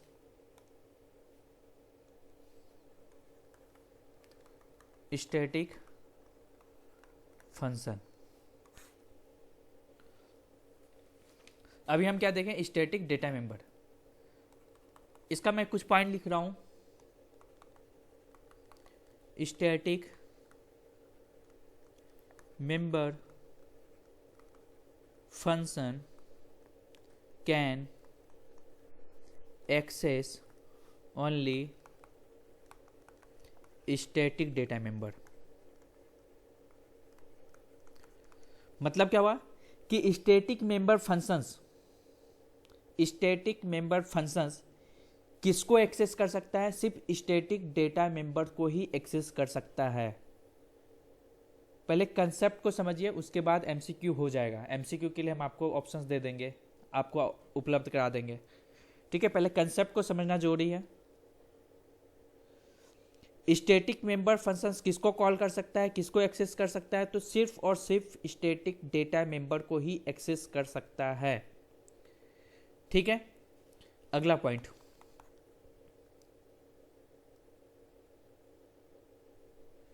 और स्टैटिक फंक्शंस को कॉल कैसे करेगा?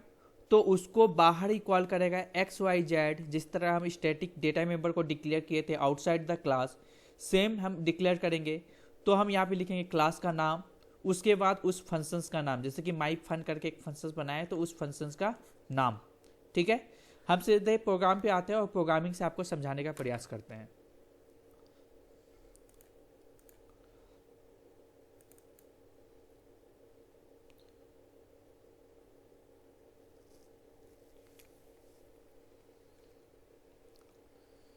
इस प्रोग्राम को ध्यान से देखो सभी लोग। मैं इस प्रोग्राम को, हाँ ध्यान से देखना, मैं यहाँ पे समझाने का प्रयास कर रहा हूँ। यहाँ पे क्या है, एक स्टैटिक टाइप का मैं एक फंक्शंस बनाया हूँ। ये फंक्शंस क्या है? Static void print. प्रिंट हमारा फंक्शंस का नाम है, उसमें आर्गुमेंट है, और ये हमारा वॉइड रिटर्न टाइप है, और स्टैटिक हमारा एक कीवर्ड्स है। 3 फंक्शंस है इस पूरे प्रोग्राम में। एक है void gate data, void put data, और एक वॉइड प्रिंट डेटा। लेकिन ये हमारा स्टैटिक टाइप का है। यहाँ तक आपको कोई भी डाउट नहीं होना चाहिए, क्योंकि मैं स्टैटिक डेटा मेंबर के साथ लगाया था, अब मैं लगा रहा हूँ डेटा फंक्शंस के साथ, मेंबर फंक्शंस के साथ। अब मैं क्या किया, इसको बाहर डिक्लेयर किया। जिस प्रकार हम स्टैटिक डेटा में स्टैटिक डेटा को डिक्लेयर कर रहे थे, डेटा मेंबर को डिक्लेयर कर रहे थे, उसी प्रकार हम मेंबर फंक्शन को यहाँ पे डिक्लेयर किए हैं। ठीक है, एक मिनट पहले इस प्रोग्राम को रन करता हूँ।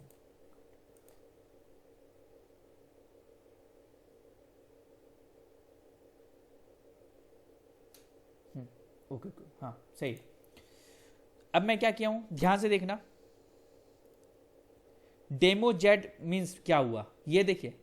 डेमो जेड मतलब क्या हुआ कि हमारा जो है जेड जो है यहाँ पे देखिए जेड, ये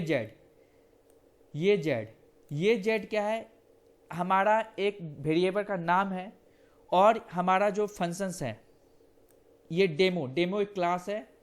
और यहाँ पे एक मैं क्या किया हूँ, एक जेड करके एक वेरिएबल है। इसको मैं हटाऊंगा, अभी रुक जाओ, धीरे से आगे पढ़ेंगे, उसके बाद आपको समझाएंगे इसको।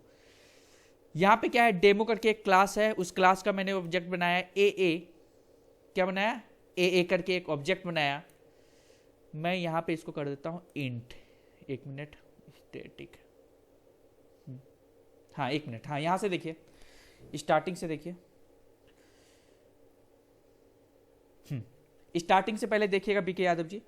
स्टैटिक हमारा क्या है? एक डेटा मेंबर्स है, जो हमारा किस टाइप का है, स्टैटिक है। तो मैं वही चीज़ यहाँ पे लिखा हुआ, इंट लिखा, उसके बाद डेमो लिखा क्लास का नाम, और वो जो डेटा मेंबर है उसको लिखा हूँ जेड, कहाँ, outside the class, outside the class.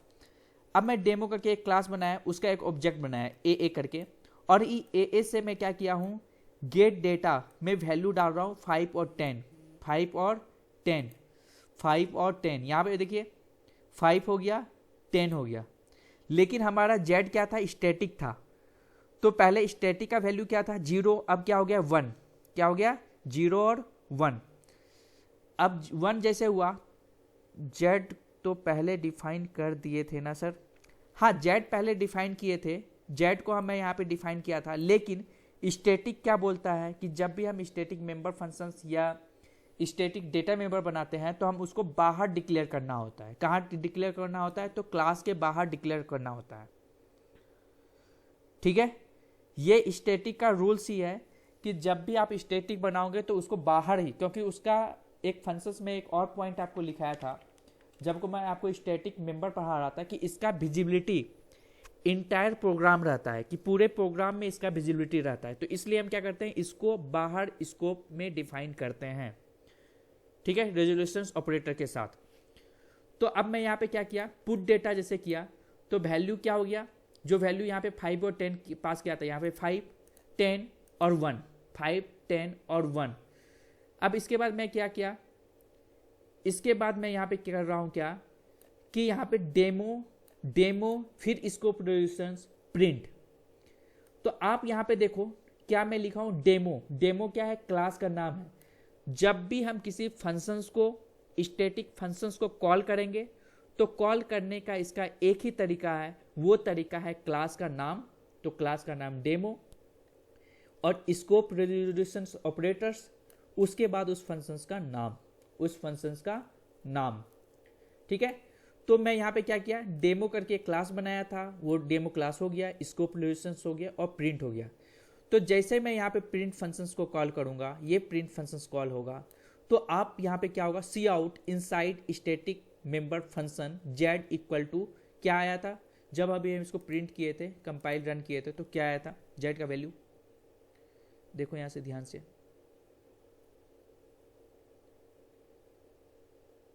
1 आया था ना, क्योंकि जेड का वैल्यू क्या था, 1 ही था। बिल्कुल, स्टैटिक को कॉल करने के लिए, चाहे आप स्टैटिक डेटा मेंबर को कॉल कर रहे हो या स्टैटिक मेंबर फंक्शंस को कॉल कर रहे हो, तो हमको स्कोप रेजोल्यूशन ऑपरेटर लगाना पड़ेगा। और जब हम किसी फंक्शंस को कॉल करेंगे, फंक्शंस को कॉल करने का जो सिंटैक्स होता है वो क्लास का नाम, फिर इसके बाद उस फंक्शंस का नाम। अब मैं इसको सीधा वर्ड पे लेके आते हैं, वहाँ पे समझाते हैं तो और भी क्लियर हो जाएगा। ठीक है, मैं इसको पहले वहाँ पे लेके आता हूँ, यहाँ पे समझाता हूँ। हाँ, मैं बता रहा हूँ, यहाँ पे आपको पहले बताने का यहाँ प्रयास करता हूँ।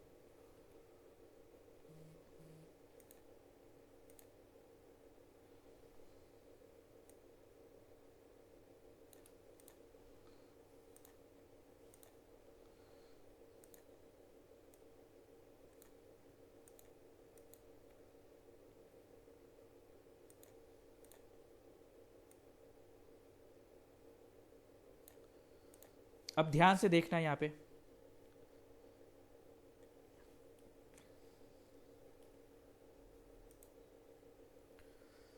ध्यान से देखना सभी लोग। मैं क्या किया हूं, यहां पे एक स्टैटिक डेटा मेंबर डिफाइन किया हूं।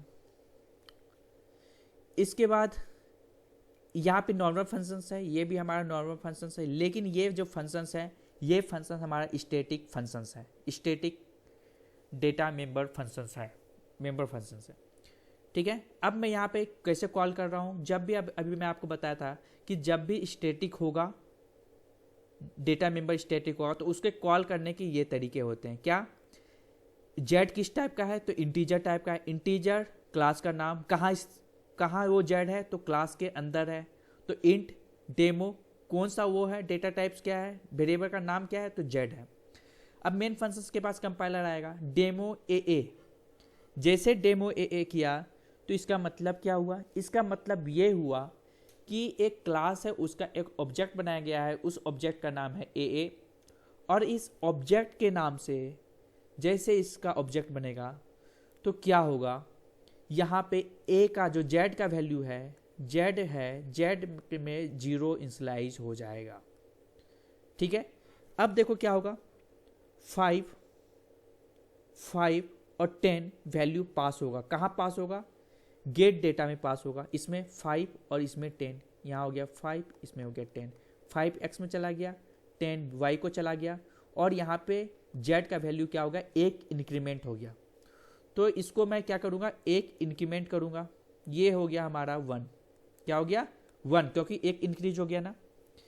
अब ये वापस कंपाइलर यहाँ आएगा, यहाँ आने के बाद देखेगा ए डॉट पुट डेटा, मतलब क्या हुआ, वैल्यू को पुट करना है, पुट डेटा या फंक्शंस को कॉल किया। तो यहाँ पे ए का वैल्यू क्या हो गया 5, y का वैल्यू क्या हो गया 10, अब इसके बाद z का वैल्यू हो गया 1। तो 5, 10, 1, यहाँ तक सभी को समझ में आ गया होगा।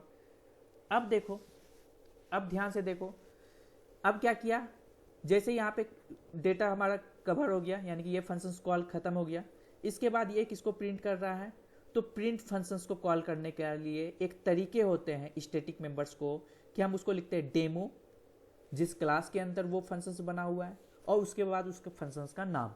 तो फंक्शंस का नाम क्या है, प्रिंट है, वो हमारा किस टाइप का स्टैटिक फंक्शंस है।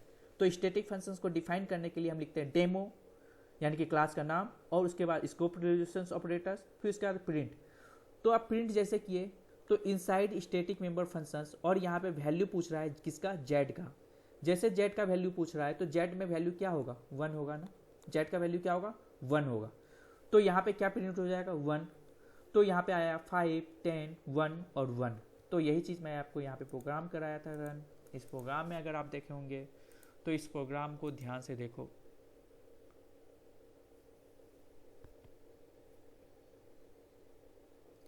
क्या है 5, 10, 1 और 1।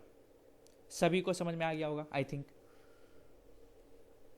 सभी को समझ में आ गया होगा, एक बार कंफर्म करो।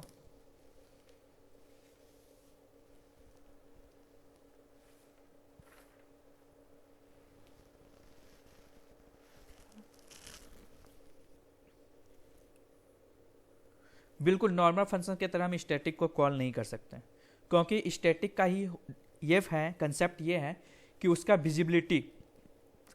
विजिबिलिटी पूरे प्रोग्राम में रहता है, इसलिए हम उसको कभी भी नॉर्मल फंक्शंस की तरह कॉल नहीं कर सकते। ऑब्जेक्ट की तरह हम कॉल करते थे ना नॉर्मल फंक्शंस में, तो उसके तरह हम कॉल नहीं कर सकते हैं इसको, ना आप स्टैटिक डेटा मेंबर को, ना मेंबर फंक्शंस को। सभी को समझ में आ गया, एक बार कंफर्म करो।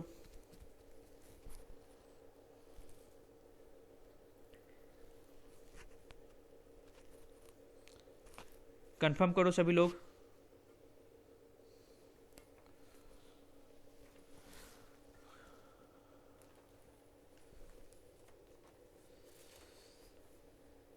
अब हम कंसेप्ट लेंगे, अगर हुआ तो कौन सा एरर आएगा, कंपाइल टाइम एरर। चलिए अब आगे बढ़ते हैं। आज हम और एक कंसेप्ट को सीखेंगे, वो कंसेप्ट है इनलाइन फंक्शंस। इनलाइन फंक्शन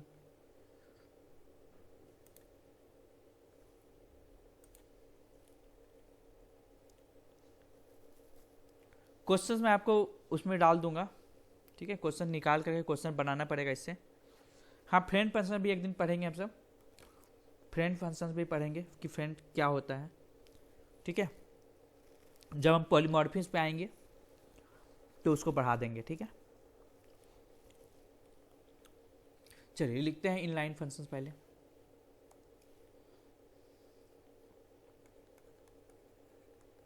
और इससे क्वेश्चंस पूछा गया था कब, बीपीएससी 2.0 में, बीपीएससी 2.0 में एमसीक्यू क्वेश्चन था, शायद क्वेश्चन नंबर 124 था, क्वेश्चन नंबर 124, ठीक है। इनलाइन फंक्शंस क्या होता है, पहले इसका स्टेटमेंट लिखते हैं। An inline function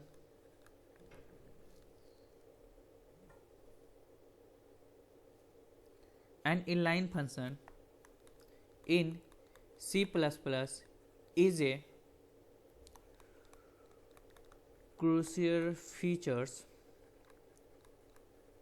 that enhance, मतलब कि इंक्रीज करना क्या, the performance of a programme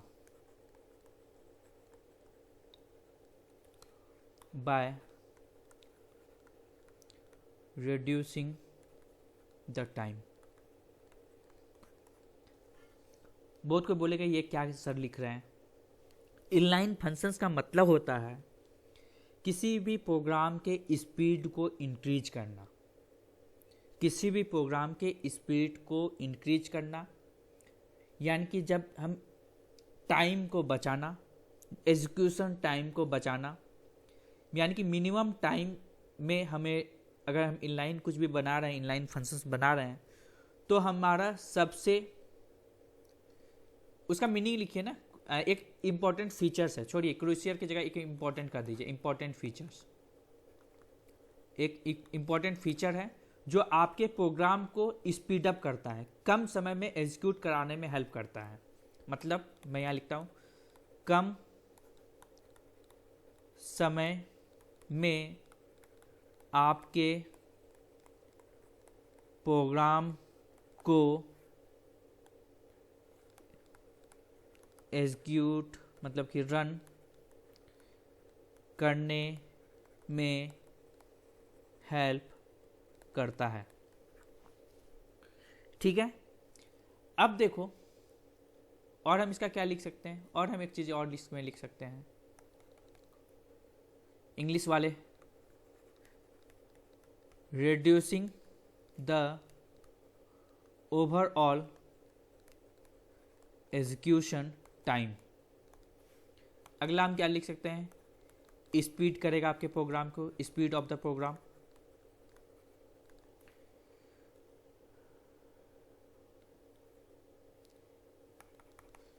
एक मिनट, और क्या लिख सकते हैं, इसमें हम इनलाइन कीवर्ड यूज करेंगे, इनलाइन कीवर्ड यूज करेंगे, इनलाइन कीवर्ड इज यूज्ड। ठीक है, हम बोल सकते हैं कि साइज भी रिड्यूस करने में हेल्प करता है, साइज भी रिड्यूस होता है, लेकिन ये इसका कम फीचर्स है। ये कंपाइलर के सेंस में हम साइज को रिड्यूस करा रहे हैं, लेकिन प्रोग्राम में हम प्रोग्राम उतना ही लिखते हैं। ठीक है, इसका लेकिन मेन फीचर क्या है कि आपके टाइम को बचाता है, प्रोग्राम के कंपाइलर को जल्दी से उस प्रोग्राम को एग्जीक्यूट करेगा जहां भी इनलाइन फंक्शंस है। ठीक है, लेकिन मेन फीचर्स इसका यही है। ठीक है, अब देखो इसका जो सिंटैक्स होता है, सबसे पहले बात करेंगे सिंटैक्स। सिंटैक्स क्या होता है, हम लिखेंगे इनलाइन, उसके बाद लिखेंगे रिटर्न टाइप, उसके बाद लिखेंगे फंक्शंस का नाम, और उसके बाद लिखेंगे पैरामीटर। इससे क्वेश्चंस क्या आया था कि आप बताओ, एक मिनट मेरे पास क्वेश्चंस मैं देख लेता हूँ। इससे क्वेश्चंस था एक 127,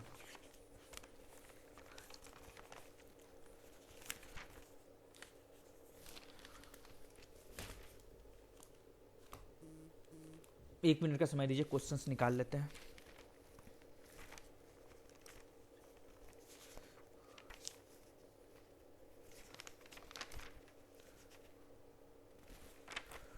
कोई एक बार क्वेश्चन देख के बताइए, शायद 127 ही नंबर था शायद क्वेश्चंस, 124, सॉरी 124, क्वेश्चन में 124 था। हाँ, क्वेश्चंस ये हैं, choose the correct statement about inline function in C++। पहला point, it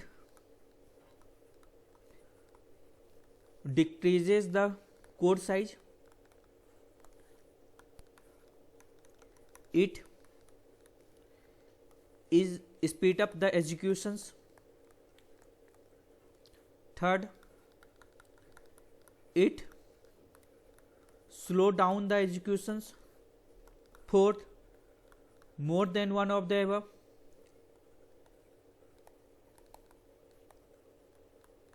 fifth none of the above. बताइए आंसर।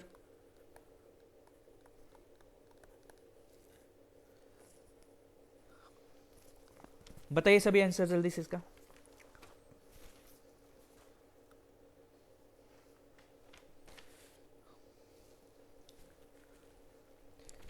इसका सिर्फ और सिर्फ आंसर होगा option number B. Option number B. Option number B.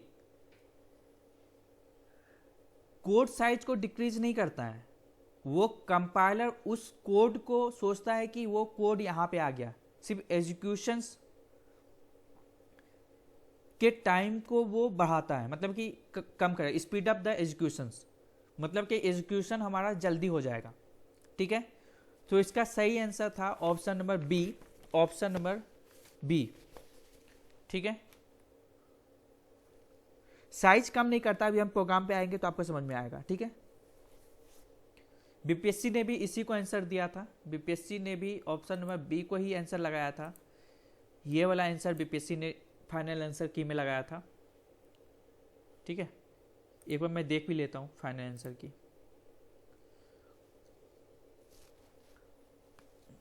एक बार मैं देख लेता हूं फाइनल आंसर की।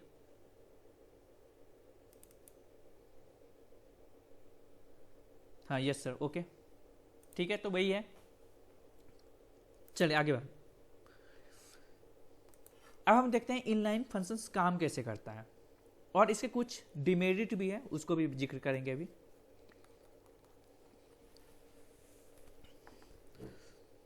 अब बताओ, क्वेश्चन हटा दिया था, अच्छा क्वेश्चन ही हटा दिया था इसको, ओके ओके।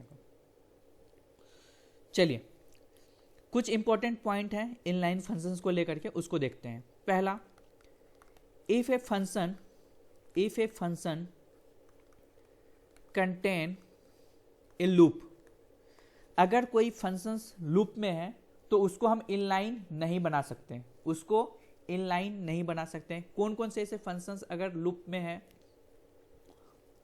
जैसे आपका for loop, while loop, do while, go to और स्विच।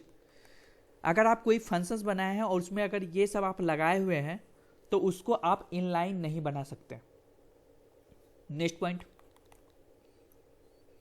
अगर आपका फंक्शंस स्टैटिक है,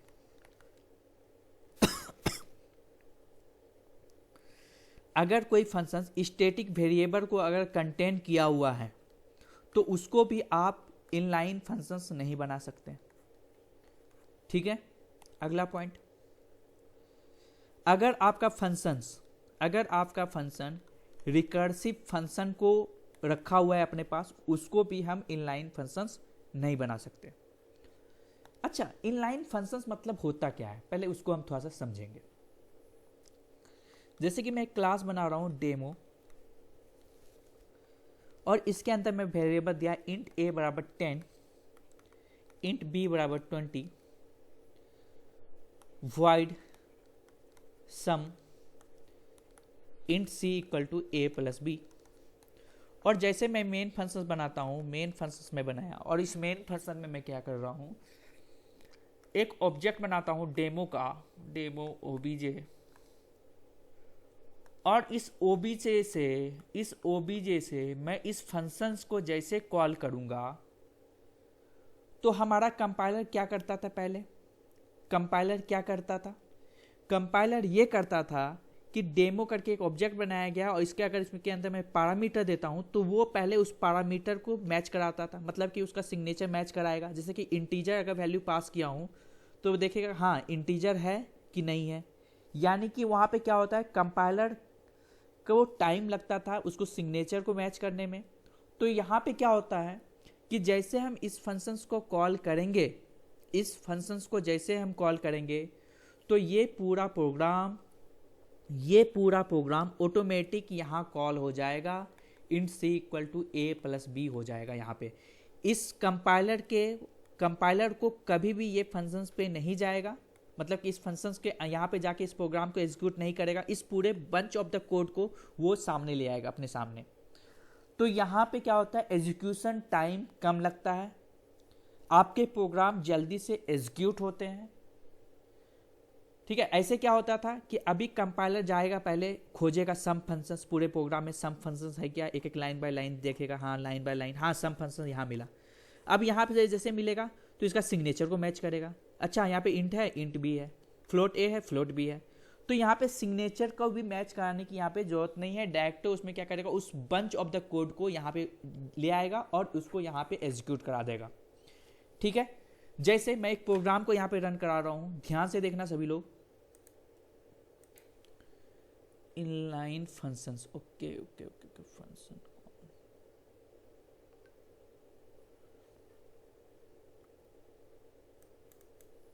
ध्यान से देखना सभी।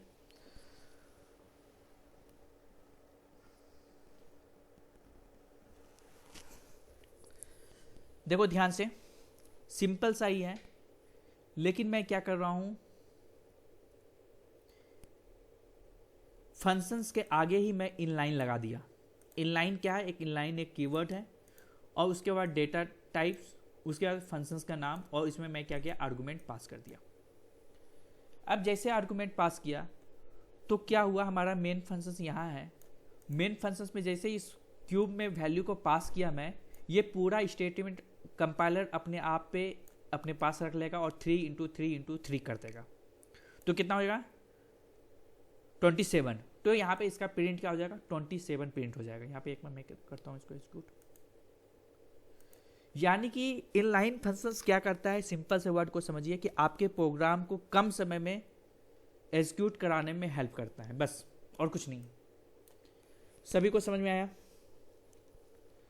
सभी को समझ में आया? एक बार कंफर्म कर दो। सभी को समझ में आया? एक बार कंफर्म कर दो।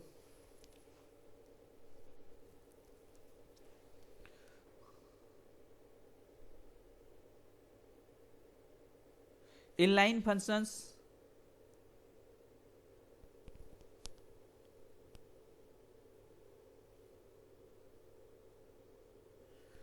एक बार मैं दूसरा प्रोग्राम को एग्जीक्यूट कराता हूं, रुक जाओ।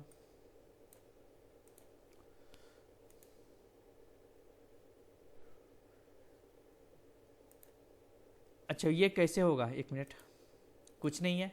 वैल्यू में पास किया 3 एस के पास आया, तो 3 इंटू 3 इंटू 3 कितना होगा, 3 इंटू 3 इंटू 3। मैं क्या वैल्यू पास कर रहा हूँ एस को, तो 3 वैल्यू पास कर रहा हूँ, और यहाँ पे रिटर्न क्या करना है, 3 इंटू 3 इंटू 3। ठीक है, दूसरा प्रोग्राम देखता हूँ।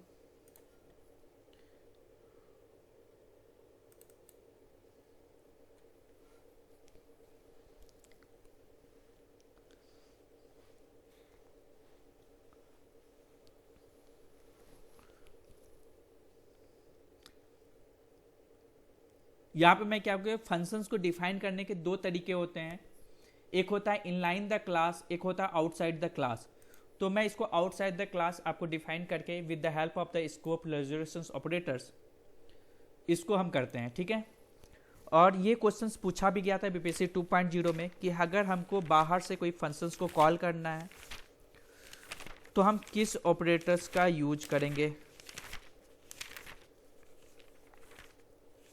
ये क्वेश्चन आई थिंक आया हुआ था स्कोप रेजोल्यूशन ऑपरेटर से,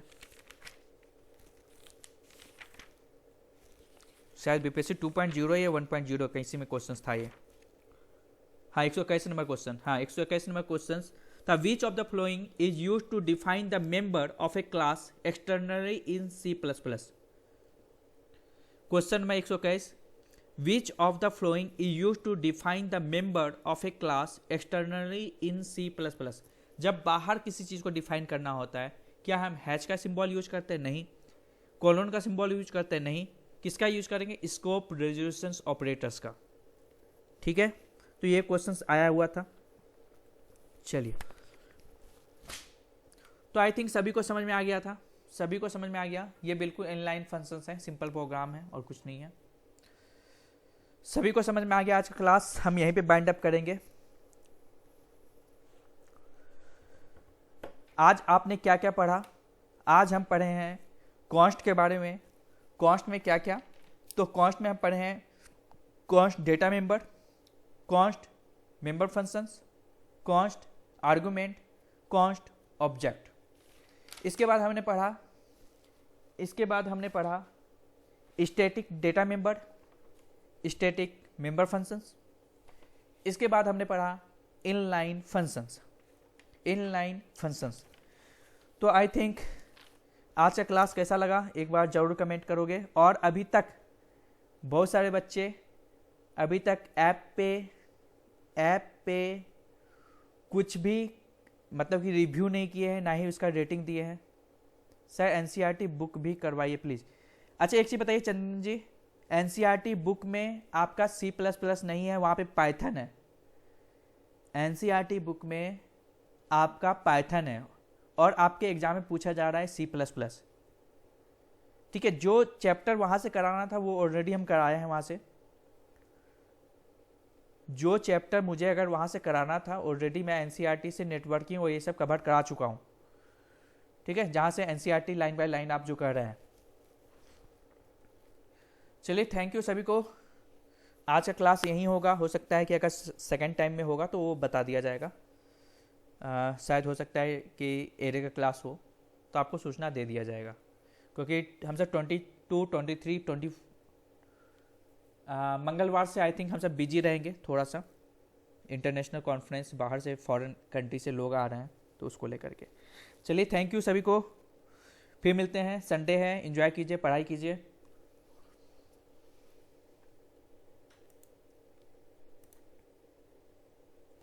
अब कोई डाउट होगा तो 1 मिनट मैं रिकॉर्डिंग ऑफ करता हूँ, उसके बाद आपसे बात कर सकते हैं। 1 मिनट रुक जाएं अभी।